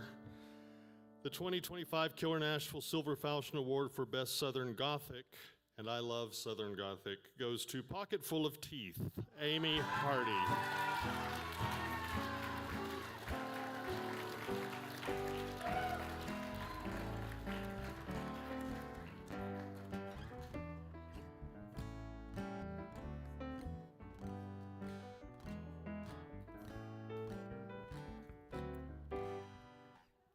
Oh my goodness. Thank you so much. I started writing Pocketful of Teeth actually during the pandemic. And I know we always write kind of alone. It's us and the page or us and the screen. But during that time period, I felt inundated with information, with different types of stories, and it was hard to kind of work through that. And so to help me, I looked at how we tell stories. And so in Pocketful of Teeth, there's all different types of storytelling that's included. But then also, why do we tell these stories? And I started actually reaching out to people in my community, to family members. I started researching local history. And I really found that we want to express ourselves. We want to work through things, to make sense of things. We want really to come together and to feel less alone. We want to connect. And, we tell stories when we're happy, when we're sad, when we're angry. And it really kind of gives us a chance to, again, come together. And as I tell my story, it has everything to do with your story and with your story, because we're here in this moment together. So thank you so much. Keep writing, keep sharing stories. We need it right now more than ever. Thank you so much to my family, to my local community, my writing community, to my peers here tonight. To the judges, thank you so much. This means so much to me. Thanks.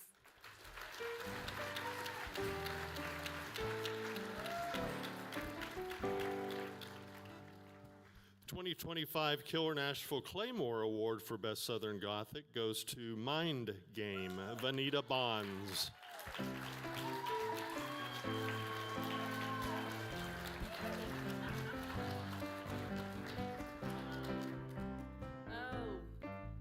My little granddaughter Bailey is going to be so proud of me. She came up the other day and said, "Moppy, when I grow up, I want to be a crime writer just like you." And I said, "Well, that's a good goal, honey. And how old are you again?" And she held up 4 fingers. And I said, "Well, you are quite on the way to be like me, because for the last 3 days, the police have been sweating her, and she has not confessed where she got those 4 fingers." So, thank you so much.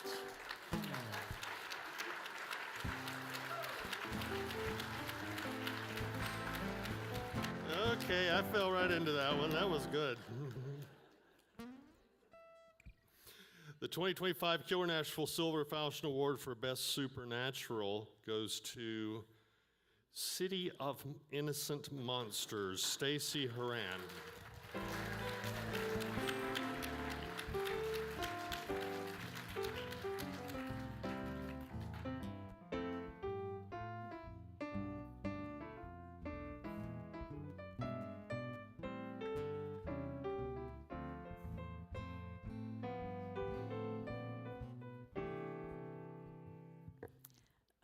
I didn't realize we were supposed to do a speech, and I know it's the end of the program, and I still haven't thought of a speech, so I'll make it quick. Thank you to the judges. This is quite a surprise. Thank you to my husband, who does not run screaming from the room when the dinner conversation turns to different ways to kill people. And thank you to Clay and to everyone at Killer Nashville for a really lovely evening. Thank you.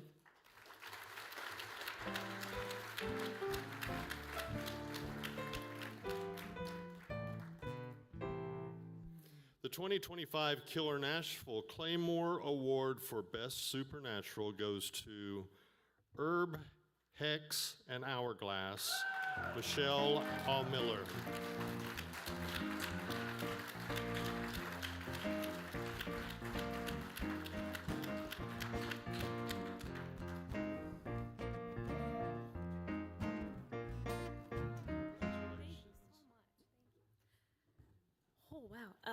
Thank you to my boyfriend who's here with me tonight. He's my best friend, the best person I know. And thank you to the judges. I wrote this book while I was working as a travel ER nurse during the pandemic, and I saw things that will stay with me for the rest of my life. And thank you for allowing something lovely to come out of what should have been the darkest period of my life. So thank you very much.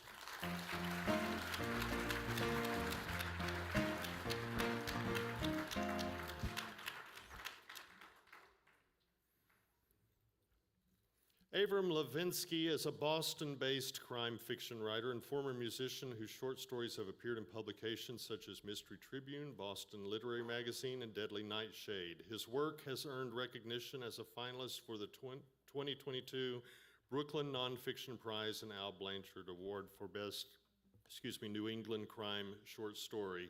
Please welcome Abram up here for How Precious is Too Precious.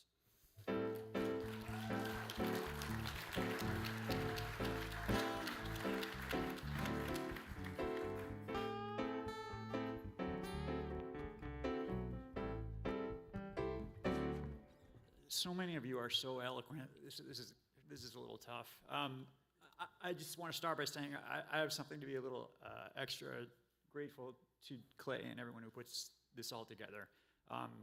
For those of you who are emerging authors, if it's your first time here or you're just getting started and you're wondering if Killer Nashville can really help you take your next step, just about 3 weeks ago, after many rejections, I was signed with an agent that's a wonderful fit for me, and I really don't think I could have done it without Killer Nashville and some absolutely fabulous beta reads I got here, the people I met through it, Sam Severn, others who really helped me out and just took something that was okay and turned it into something much better, so thank you.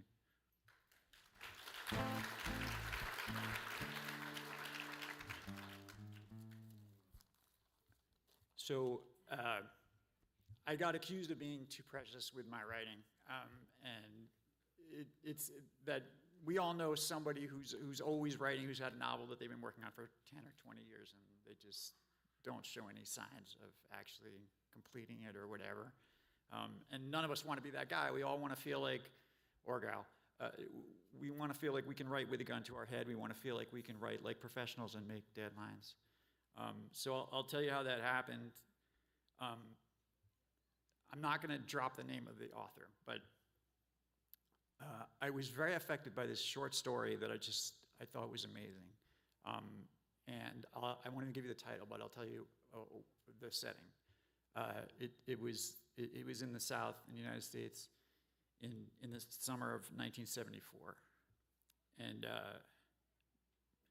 it worked on so many levels. It was like a coming-of-age story. It was a period piece. It was a mystery. And it was a sort of a social indictment of the times. And it scared me. So we all learn this on ourselves, but we all know it by ourselves. But we all know this is true. Like, there's when it comes to other people's creative work, and there's love, but there's two levels after that. Some people who are here saw Bradley Harper's movie last night. And you heard Beth say, I love this, I love you so much, and I hate you a little bit too. So after love, there's hate. And then after hate, there's abject terror. And this short story really scared me. So I'll just to, so that we know what we're talking about here. So a good example of hate would be like Bruce Robert Coffin, I think, is in the room.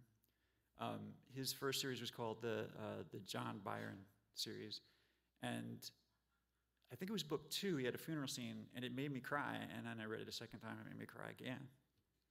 And I told him this, and he said, well, everybody cries when they read the second John Byron book. So you made me cry, and I love that, and I love that book. But if you're going to be smug about it, that rises to the level of hatred. But abject terror is when you witness someone else's creative output, and you just didn't think that people who breathe the same air that you breathe could do it. And that was my reaction to this one story. I got to be careful, because if I get too mushy, I'm going to blubber, and we don't want that. So I just didn't have the seed to even conceive of anything like this story. And then someone told me about how they experienced something in 1962 when the Cuban Missile Crisis was happening, and they saw that all the food was missing from the bodegas in Queens, New York, and they realized that the adults were hoarding and that they were stocking up on stuff. And so this 7-year-old boy and a 9-year-old girl said, well, we better stock up too. So they made a bunch of peanut butter sandwiches, put them in their lunch pails, and they made a bunch of Nestle's Quick and put it in their thermoses, and they went under their porch and they waited for the flash. It just kills me. And I knew I had to write something with that, and I didn't know what the hell I was going to write. And I worked on it really hard, and I wrote something, and it was finally complete, and it totally sucked. And I worked with my local mentors in New England, and it took me many, many drafts, and it still really sucked. And then somewhere around draft 25, I went to a conference, and I met this great author, and he immediately kind of saw me looking at him, and he came over and talked to me, because great authors, they're like German shepherds, they can smell fear.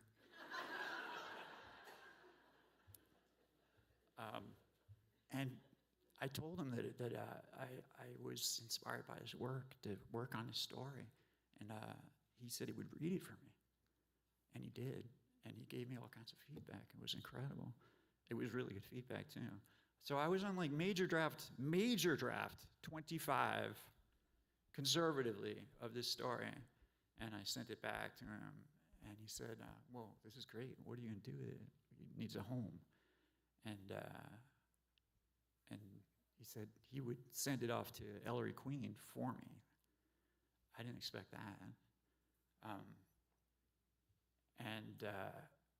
I learned that when you do 25 major drafts of a short story and you get back a form rejection after a great author handed it to the editor, it really fucking hurts. I'm sorry. I'm sorry. It hurts a lot more.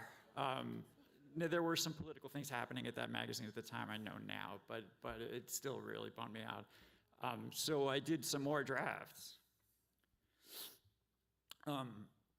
But while I was doing that, I was thinking about, the don't be too precious thing happened then, when I was talking to some other writers on a Zoom meeting. And I thought about it, and I thought about another short story by Nathaniel Hawthorne that he wrote in 1844 called The Artist of the Beautiful. And in it, there's this guy, Owen Warland, who is ostensibly, he's a clockmaker, like a clock fixer. But he's trying to make this very, very incredibly beautiful object as his life passes him by. And the material world passes him by, and the love of his life passes him by. And I'm sure many, many of you have read it. And it's a beautiful, beautiful story. And then I thought about something that happened here at Keir in Nashville 2 years ago. There's a wonderful author named Cindy Dees. How many of you heard her keynote speech here 2 years ago? It was really hard to forget because she had cancer, and she wasn't sure she was going to make it. I can't get mushy. I must not get mushy. So she said, she was rethinking the book she was working at the time. She has an incredible creative output. She's written hundreds of books. And she said, I realized it might be the last book that I ever wrote. And I wasn't sure that I wanted that book to be the last book I ever wrote. And then I thought, if you don't want it to be the last book you ever wrote, then why the hell are you writing it? And I think that's sort of the antidote to that concern about being too precious. And it's also kind of a cautionary tale for some of you that work super, super hard and have incredible creative output, because I have seen that too.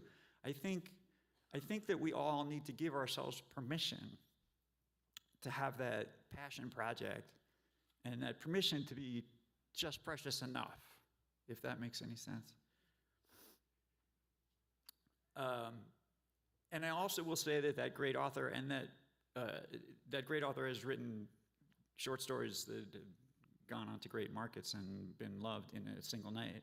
Took 25 years with that story that took place in the summer of 1974. Those of you who have read it know exactly what I'm talking about. It's a great story.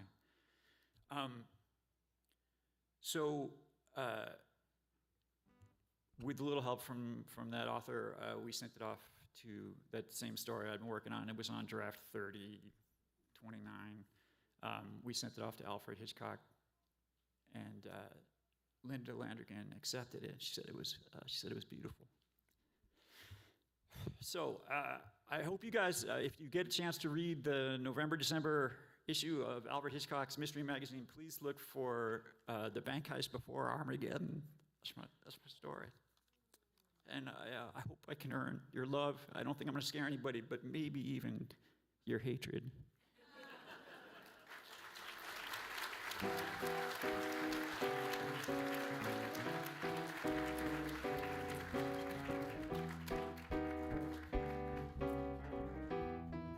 Thank you, Abram. This award, the 2025 Keir Nashville Reader's Choice Award, is voted on by you, the readers. And the winner of the Keir Nashville Reader's Choice Award is The Forgotten Son, B.J. Sloan.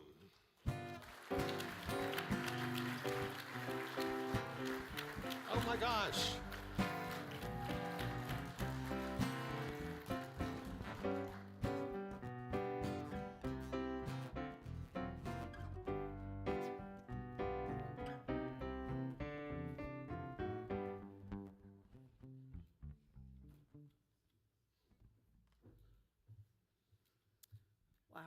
Thank you so much. I never expected this, but I've got to thank my writing groups at home, the DFW Writers Workshop, All Writers Online Workshop, my friends, my family, my wonderful husband.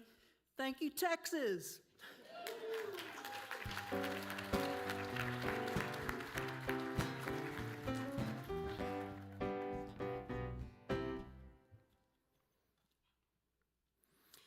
The 2025 Keir Nashville Silver Falchion Award for Best Suspense goes to the next Mrs. Parrish, Liv Constantine.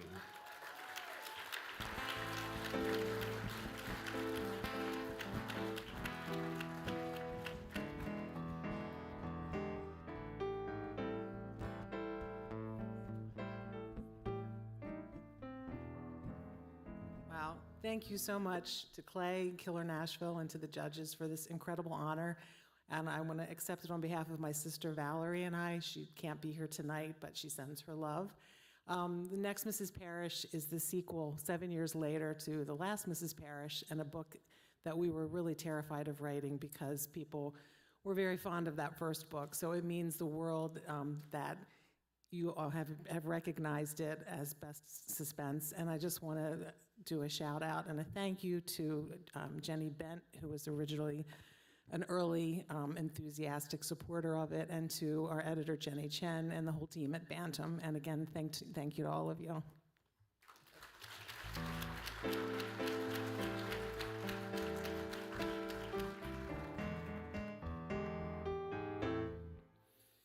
The 2025 Keir Nashville Claymore Award for Best Suspense goes to Diatoms Are a Girl's Best Friend, Rhonda Wells.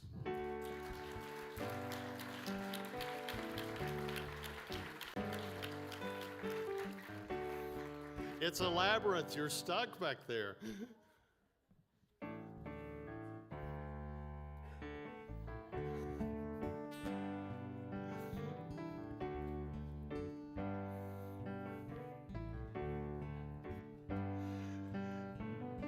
We'll wait for you.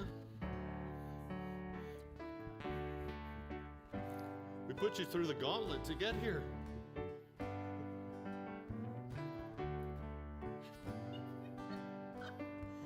I'm usually always the bridesmaid and never the bride in these kinds of things. So this is really nice. The only thing I'm going to tell you is that my AP English teacher, when she asked what I wanted to do, I said, well, I either want to go to med school or I want to be a writer. And she said, oh, go to med school. You'll never make any money as a writer. And so far, that's proven true. But I did publish my first book. I self-published it July the 1st. It's a Christmas novella. Don't ask me why. It's a long story. But I am working on this story. It's very near and dear to my heart. It's based on a real killer angel nurse in Indiana who killed my boss's aunt. So thank you very much. Thank you, Clay. Thank you to the judges, and I appreciate all of you.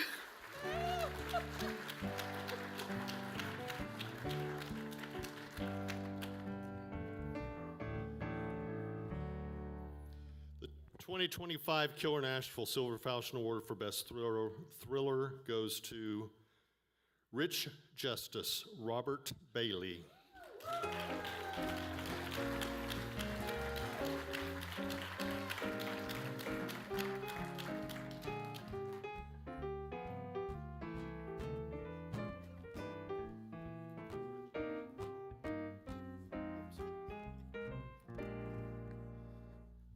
Wow, thank you very much, Clay. I want to thank everybody with Keir Nashville. It's past my bedtime. One of those crazy writers that gets up early to write, and I'm kind of surprised, but I am so humbled and so honored to have won. I want to thank my beautiful wife Dixie for being here, my first reader, the prettiest girl in the room always, and none of this happens without her. I want to thank my agent, Liza Fleisig.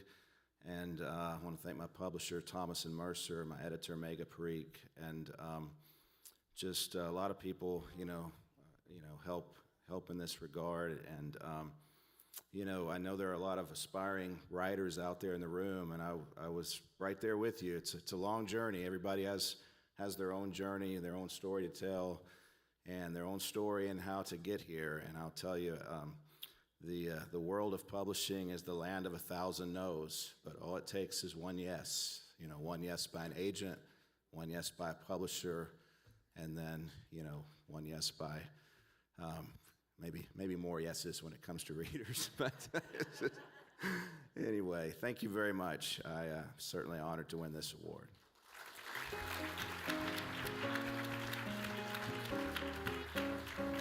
Sleep well tonight, my friend.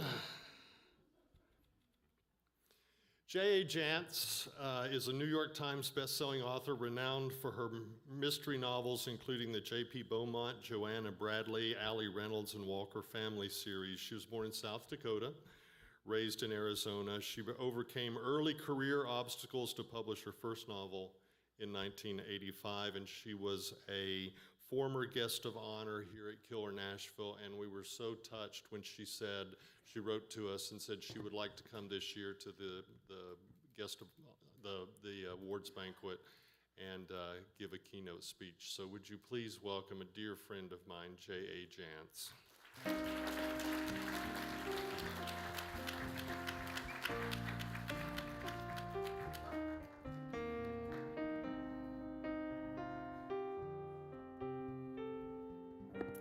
Thank you, Clay.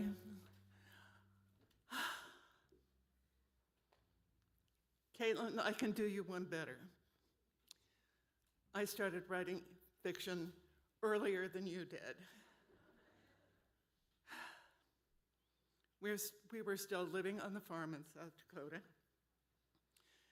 We were going into town on a Saturday morning with my two older sisters and me in the back seat. And we hadn't gotten as far as the county road when I let out a blood-curdling scream. My father jammed on the brakes, and we all went under the front seat. And he turned around and he said, "What in the world is the matter?" And I said, "You forgot my Lammy." But of course, my Lammy was invisible. He had every reason to have forgotten it. So I have the drop on you.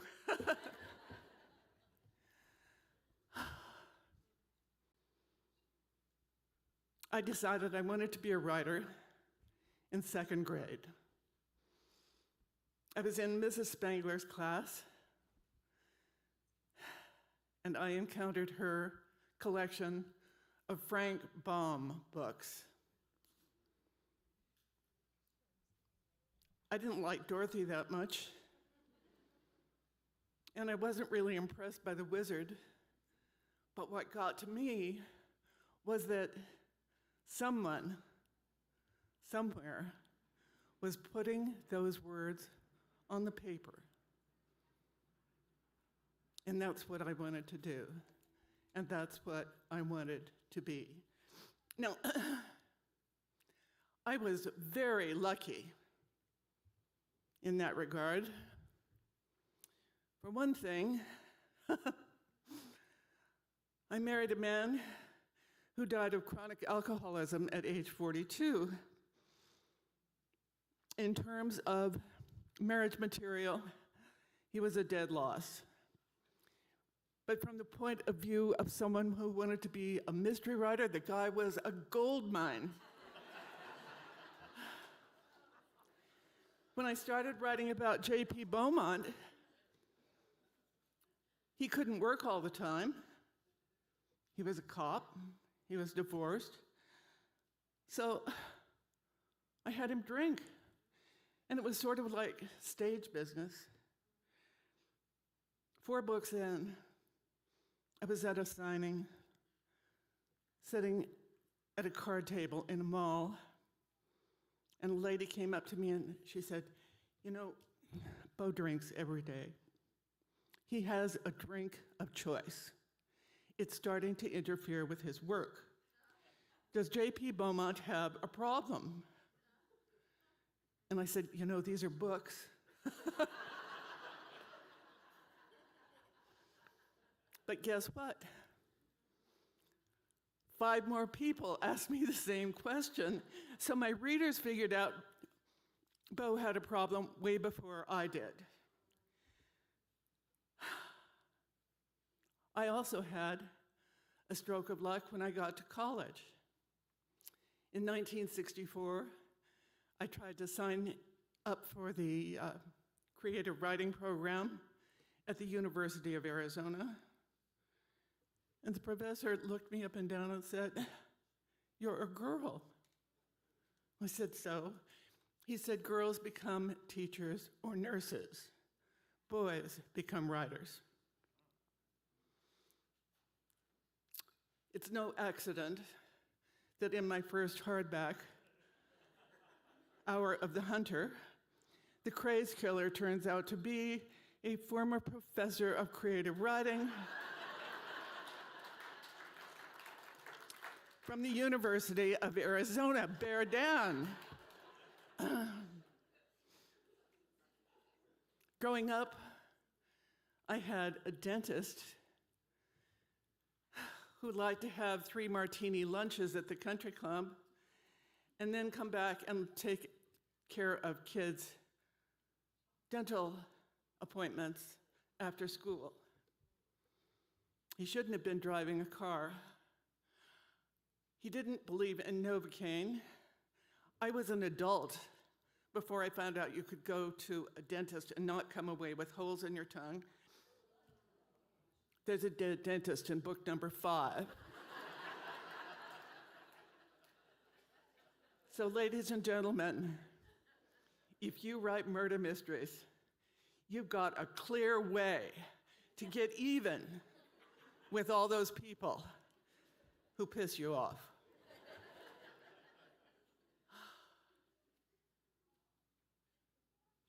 I don't think of myself as a novelist. I think of myself as a storyteller. The ancient sacred charge of the storyteller is to beguile the time. And I can be on the New York Times list till the cows come home. But what's more important to me is the email, one in particular was from a man I had met on a Rick Steves tour, and he and his wife and I had palled around, and when we drank scotch together every night, and in France they didn't have ice cubes, and I have to have ice in my scotch, so they'd give me their ice, and so we sort of bonded. And when we got back to Paris, I told them I was a writer, but they had never heard of me. And so in Paris, we found a single copy of my first book, and I signed it to them and said, "So long, and thanks for all the scotch." And after we got back, Jean came down with lung cancer, had surgery in her back, and a 21-inch incision in her back. And the incision was attacked by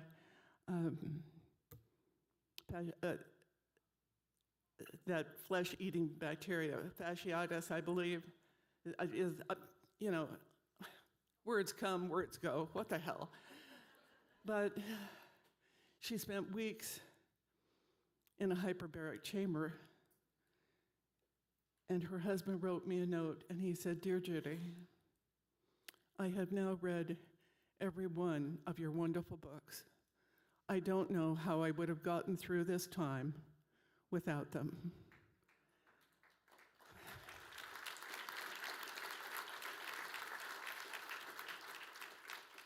You can't see it, but there are goosebumps on my legs. We're storytellers. It doesn't matter whether we outline or not. I personally hate outlining. It doesn't matter if we write literary fiction or genre fiction. What matters is that we write and we tell stories. I grew up in Bisbee, Arizona. I was 6 feet tall in 7th grade. I wore thick glasses. I was smart. If that isn't a disaster, a recipe for social disaster, I don't know what is. And then, well, it was. And I suppose that's why I married the first guy who ever asked me out. But sometime in the 70s, I heard an artist sing a song, Janice Ian's At 17. I learned the truth at 17, that love was meant for beauty queens and high school girls with clear skin smiles who married young and then retired. The Valentines I never knew, the Friday night charades of youth were spent on ones more beautiful. At 17, I learned the truth. And those of us with ravaged faces, lacking in the social graces, desperately remained at home, inventing lovers on the phone who called to say, come dance with me, and murmur vague obscenities at ugly girls like me at 17. A brown-eyed girl in hand-me-downs whose name I never could pronounce said, pity please the ones who serve. They only get what they deserve. The rich relation hometown queen marries into what she needs with a guarantee of company, haven for the elderly. Remember those who win the game lose the love they sought to gain in debentures of quality and dubious integrity. The small town eyes will gape at you in dull surprise when payment due exceeds accounts received. At 17, it was long ago and far away. The world was younger than today, and dreams were all they gave for free to ugly duckling girls like me.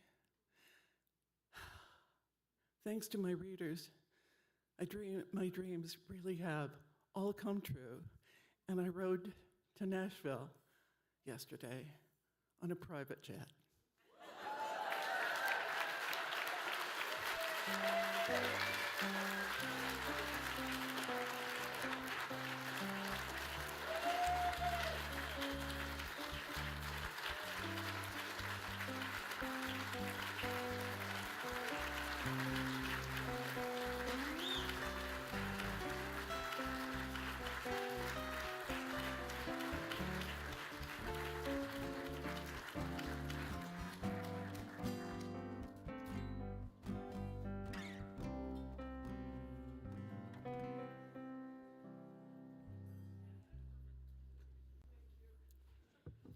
Jance is incredible. The 2025 Killer Nashville Claymore Award for Best Thriller goes to Misled, S.L.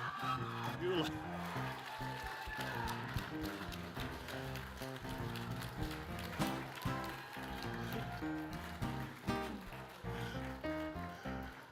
I'm glad she won. I don't know what would happen if she didn't.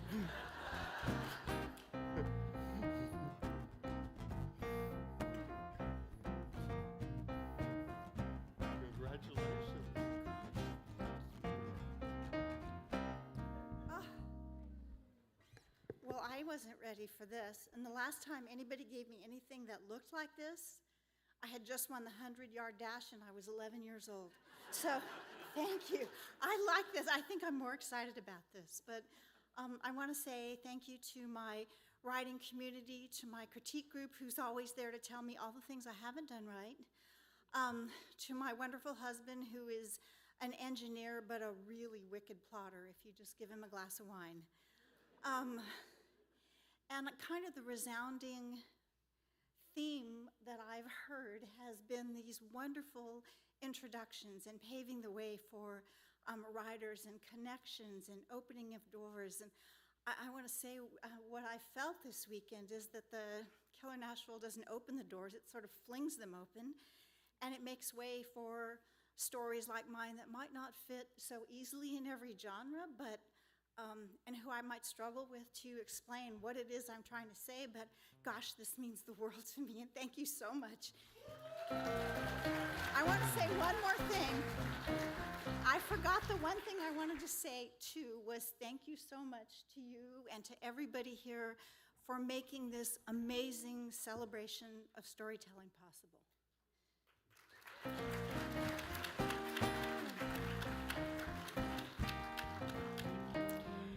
The 2025 Killer Nashville Claymore Award for Best True Crime goes to the country western killer on Hollywood's Walk of Fame, Richard Carrico.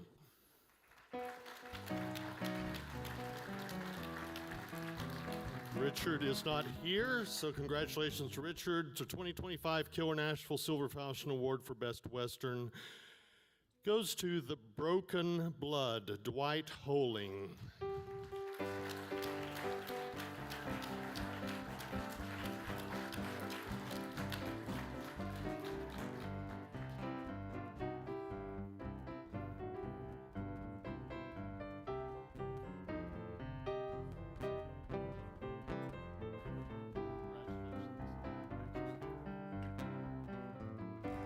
Wow, that is great. Thank you, Killer Nashville. Thank you, Clay. I also want to thank the other people that were in my category. Western's a tough category to write mysteries for. I want to thank my wife, my family, all my writer friends, but I also want to thank the fish and wildlife people that work in the real world. My character is a fish and wildlife ranger, and they're under incredible pressure right now. You all read the newspapers, you know why. And also the other characters in my book, the members of the Klamath tribe and the members of the Northern Paiute tribe. Indigenous people everywhere are under pressure. So this is to them, thank you.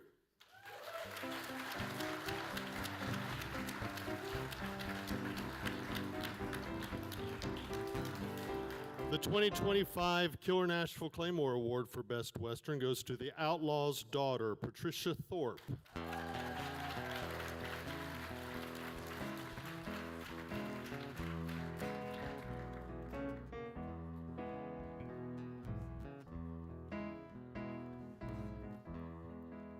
Well, this is an incredible experience, just being here at Killer Nashville and meeting all of you. And we have such a great opportunity, not just to hear from our panelists, but to meet the other writers. I mean, writing is such a solitary thing, but we get to come here and talk to other people about how to plot and what is your character's motivation and all of that. And so thank you, Clay, for putting this together, but also you have the best team behind you ever.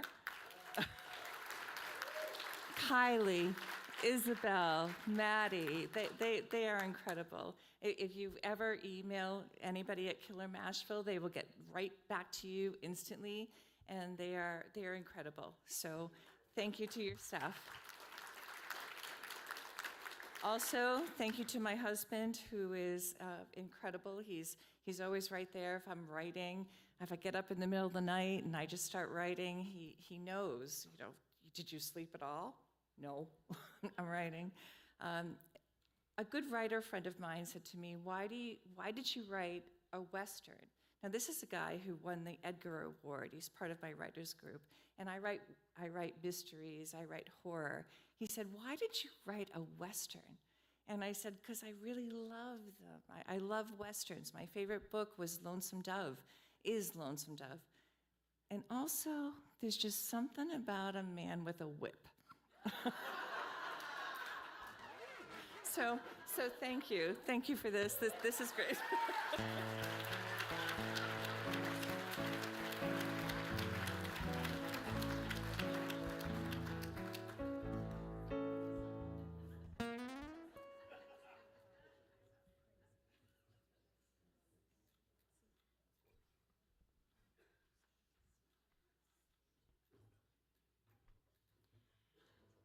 It's now my privilege to award the John Seigenthaler Legends Award to Sarah Paretsky. There are names that echo in our industry, names that don't just mark literary achievement but define it, names that stand for courage, integrity, and the unwavering belief that words can and do change the world. Tonight we honor one of those names by honoring another name. The John Seigenthaler Legends Award is Keir Nashville's highest tribute. It is reserved not only for literary excellence, but for a life lived in fearless pursuit of truth, justice, and service to others through the written word. John stood for integrity, for moral clarity, for journalism that mattered, for stories that gave voice to those in the world who the world often overlooks. And no one that I can think of embodies that legacy more fully than Sarah Paretsky. When V.I. Warshawski first appeared in Indemnity Only in 1982, she didn't just break new ground. In her way, she kicked the door open. She was tough, smart, independent, and unapologetically feminist at a time when women in the genre were still often written as victims or sidekicks.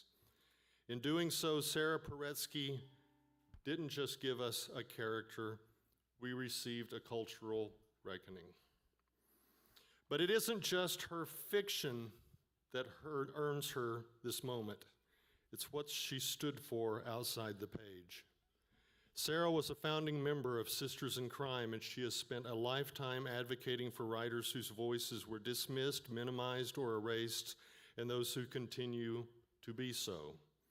She's championed intellectual freedom, stood up for the public libraries, spoken out against censorship, and reminded us all consistently and eloquently that stories are never neutral. They either uphold the status quo or they challenge it. Sarah has chosen her life to challenge it. She uses her pen the way Seigenthaler used his platform, not just to inform, but to confront, to heal, to awaken, and to refuse silence when silence would be easier. On a personal note, I'll tell you this: when Sarah speaks, you don't just listen, you lean in. Because beneath the sharp mind is a generous spirit, a deep moral center, and a lifetime of doing the hard thing because it's the right thing. Your stories have enlightened, absolutely, but they've also dared, defended, and dignified. You've shown us what a literary life with purpose looks like. It's my deepest honor to recognize Sarah Paretsky tonight as our 2025 John Seigenthaler Legends Award winner. Please welcome me in joining to the stage the legendary Sarah Paretsky.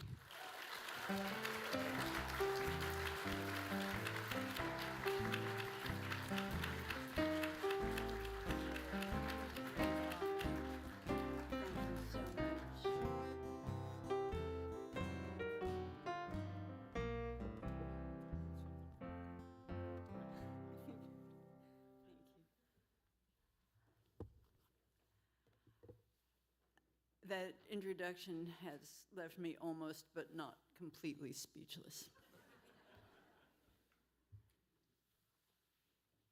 I want to echo what everyone has said already about this conference, about Clay, Isabel, Kylie, Maddie. They really know how to run a conference, and they've made this room, this space, this building, this strange, isolated, food-free building, a wonderful, warm, and welcoming place to be, and we're all going to be leaving it tomorrow much richer than when we came. So thank you all very much. Usually when an evening's gone on this long, I recommend calisthenics, but I'll just go straight to the word. It is indeed a great honor to receive an award named for John Seigenthaler. He was a journalist and a public servant who fought for every clause of the First Amendment, freedom of the press, to be sure, and separation of church and state. But he also put his personal safety and body on the line to support the right of the people peaceably to assemble and to petition the government for redress of grievances. During the freedom rides of 1961, he was knocked unconscious by someone wielding a lead pipe while he himself was rescuing a woman under attack by that mob. He woke to a cop standing over him saying, "We don't help troublemakers like you." For many years, he was the editor of the Tennessean newspaper, where he was a fearless advocate for his paper's investigative journalism. Although his personal politics were Democratic, and in fact, he served in the Kennedy administration and was with Robert Kennedy when he was assassinated. So although his personal politics were Democratic, Seigenthaler faced down opposition by Democratic politicians to some of his paper's investigations. We miss his voice, we need his voice, his example, and we miss the power of local investigative journalism, which barely exists these days. His example is essential for all of us in giving us the courage to keep speaking. We are facing now, today, in the United States of America, a national assault on speech. This assault includes executive orders from the White House, punitive legislation from the states on everything from women's freedom to decide our own health care, to banning books from school and public libraries. These attacks are by no means limited to laws and orders. A mob mentality that's erupted all over the country includes physical assault as well. In Surprise, Arizona, a woman was arrested at a public meeting for criticizing the town's attorney. In Idaho, a woman was dragged from a public meeting by 6 men from a private security firm when she tried to protest Idaho's abortion policies. Librarians all over the country are doxxed and are facing death threats because some people don't like the books on the library shelves. This is true in Illinois, my home state, as it is in Tennessee, where the Rutherford County Board of Education recently removed 145 titles from their schools, among them books by Judy Blume and Toni Morrison. Illinois has a law prohibiting book bans in public libraries, but librarians across the state report mind-numbing harassment from their patrons. One woman I know who's on the board of a Chicago suburban library was physically assaulted in a grocery store in front not only of patrons, but her 8-year-old daughter by an angry member of Moms for Liberty. As of July 2025, PEN America has documented the banning of over 16,000 books from one or more school or library system. The President of the United States has issued 3 executive orders that ban, inter alia, the use of federal money to promote, quote, divisive concepts, a code phrase that covers topics related to race, sex, and American history. The president announced, quote, "We are getting wokeness out of our schools and out of our military. Wokeness is trouble, wokeness is bad, wokeness is gone." If we are banning books that are considered woke, then what we will have left are books that promote sleep. We will sleep through the destruction of our rights because we won't know that there's an alternative. There's a myth about banned books that they generate free publicity for the writer. This is true for about 5 high-profile writers like Art Spiegelman, but most of the writers who are banned today are writing for children. They get advances of between $1,000 and $3,000 per book. They earn their livings by speaking in public schools to children.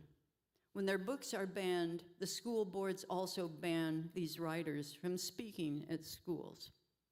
They often also force local public libraries to ban these same writers from making presentations. Groups like Moms for Liberty that use current law to have hundreds of titles banned in one fell swoop from local school districts or public libraries are in fact making it impossible for many writers to earn a living. These voices will be silenced for a very long time. The attack on books and libraries is part of Project 2025's blueprint for changing, for destroying America.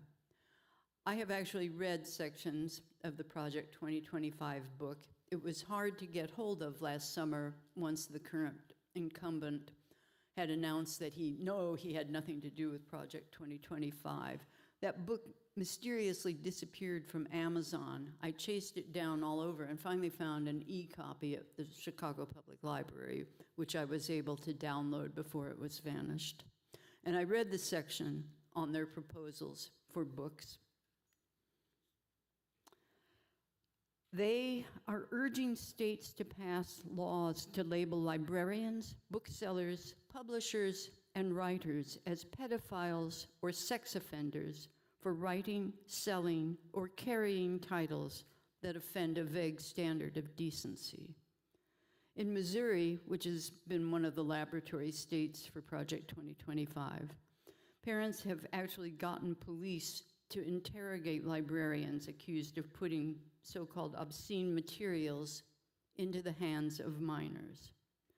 Since obscenity in these cases is utterly subjective, are And Tango Makes Three, my own personal favorite banned book, or Are You There, God? It's Me, Margaret, are they really obscene? Project 2025 is echoing one of the first laws the Nazis passed when they came to power in 1933. They outlawed all books deemed dirty or obscene.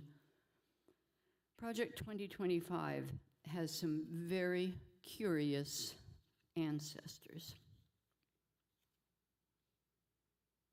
When we watch World War II movies about the French resistance or about the war itself, we know that the ending will be celebratory, that forces for freedom and democracy will triumph. We don't know how our movie will end.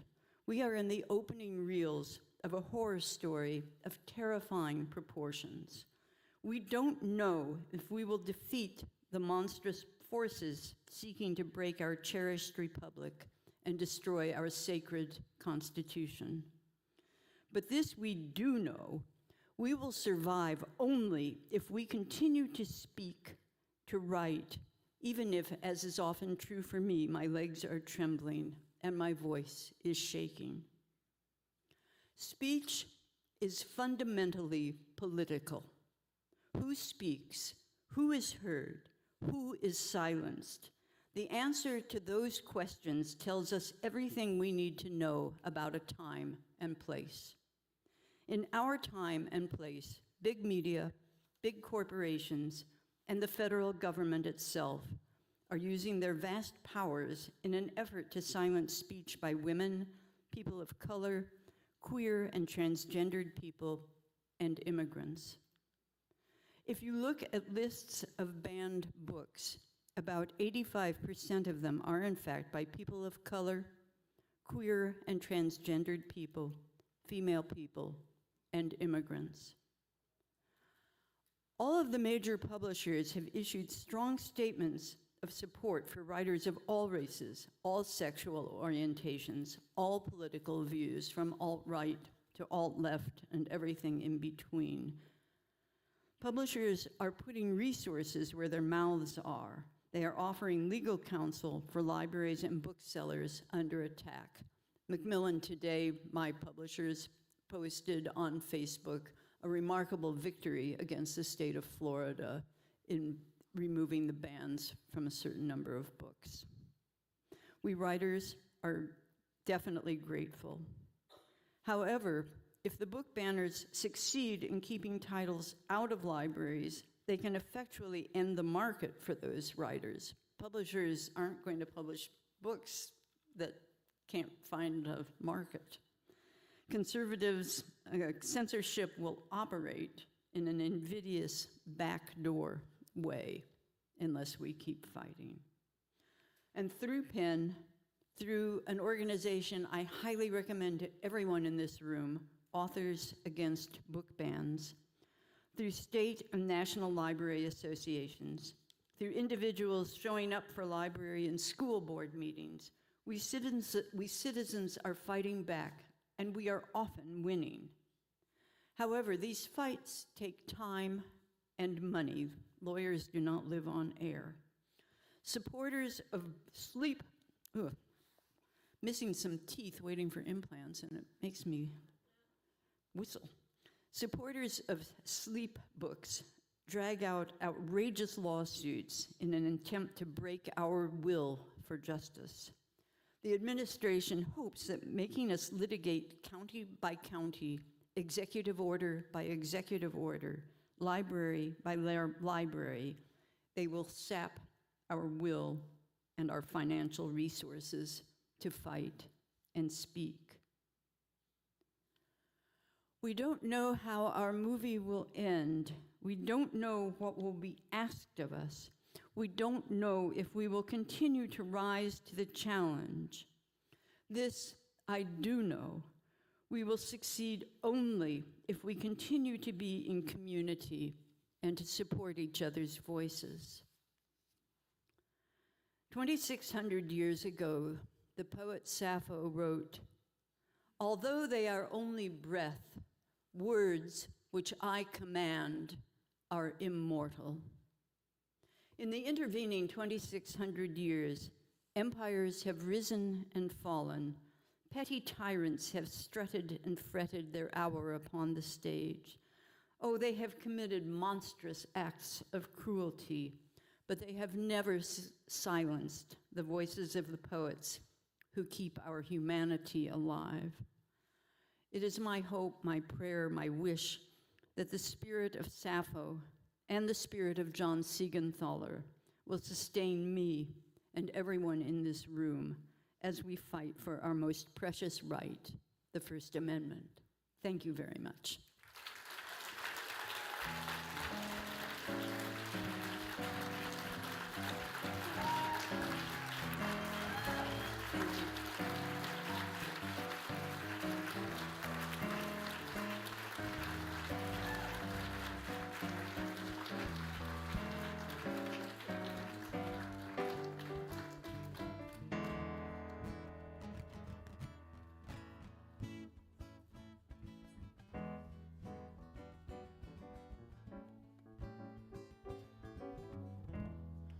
Well, thank you all for being patient. We've gone through all the categories, and now we're looking at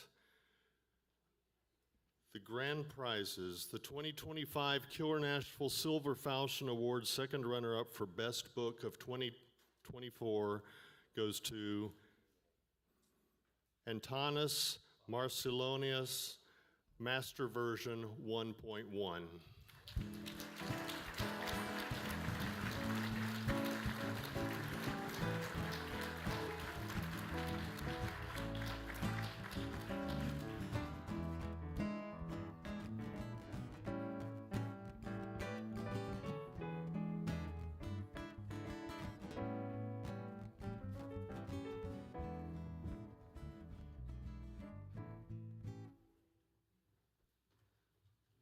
Thank you. This is even more unexpected. I really don't have anything to say. Thank you very much.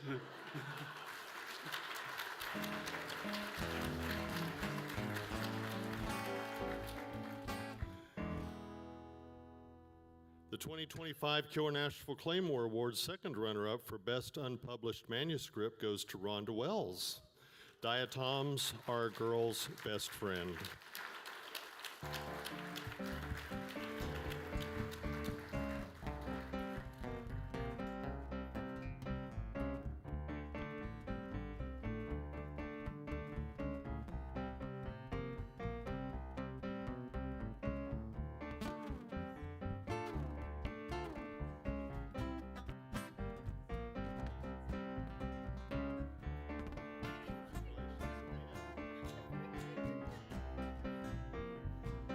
all I can say is it's good I got both knees replaced the last 5 years.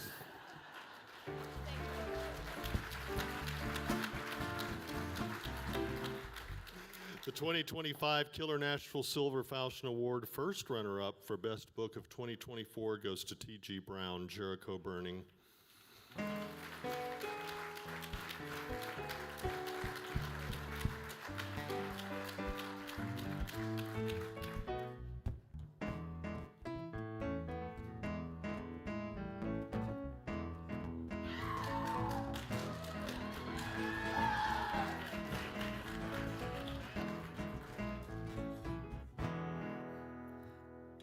Yeah, again, like he was saying, this is unexpected.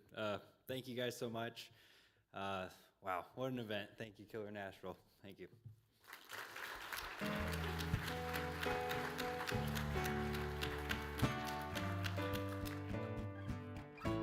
2025 Killer Nashville Claymore Award for Best First 50 Pages of an Unpublished Manuscript goes to Angela Greenman, The Invisible Predator.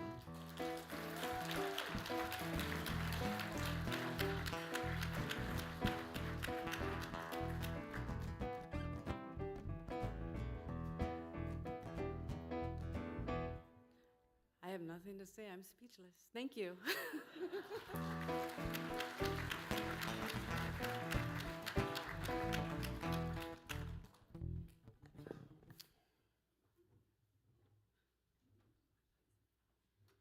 And I want to thank my daughter Adeline for being such a good sport of delivering trophies all night long. The 2025 Killer Nashville Silver Falchion Award for Best Book of 2024 goes to Liv Constantine, The Next Mrs. Parrish.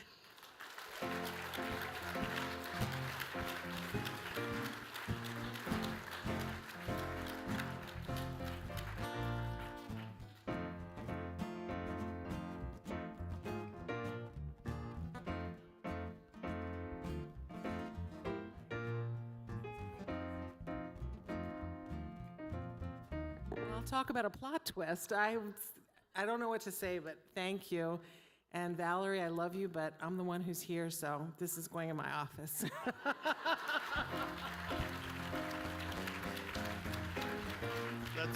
That's fabulous. We give away murder weapons. I picked that thing up. I was like, that thing is heavy. It's got to be like 10 pounds. How heavy is that thing? Okay, it's going to be the next plot. And then we've got the dagger. The 2025 Killer Nashville Claymore Award for Best Unpublished Novel. And the Claymore Award is really, I just love it because it opens so many doors in the industry. And we got such a tremendous track record with it. This year, they're giving it to Janelle Nichols, The Lilies of the Valley.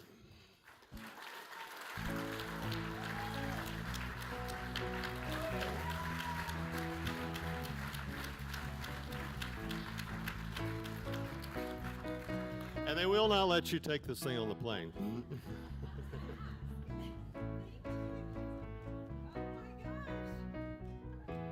Wow. Wow. Thank you. You're welcome. Thank you. You did it. Well, no, this is incredible. Thank you so very much. I'm totally speechless. So, thank you. Thank you.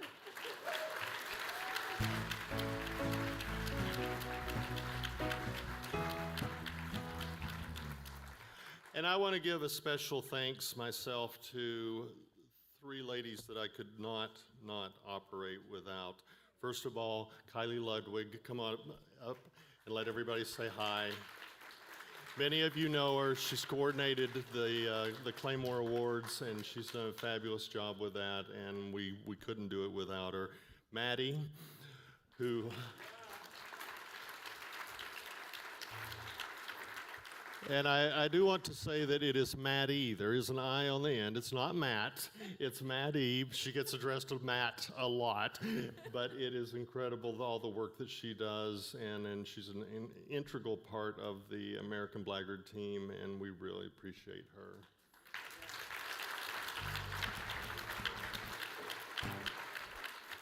And then last but not least, Isabel Canning, who is like my right hand in just about every little creative endeavor that I think about going into, and I couldn't operate. She knows everything like 3 steps before I get there. Like, Isabel, we need to, I did it. Isabel, we need to, I did it. It's invaluable, and I really, really appreciate all she does. Thank you, Isabel. Before we close, I'd like my 3 guests of honors to come back up stage. My 3 guests of honors to come back up on stage.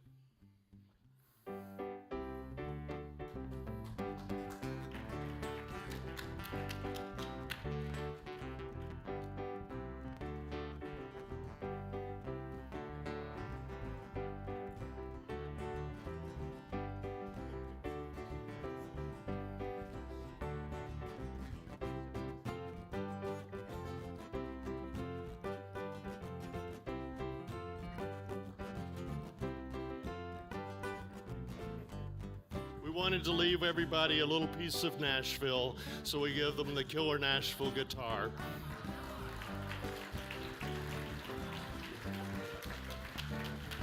You guys, I hope you're strumming and thinking of us often. Thank you all for a wonderful night. Good night.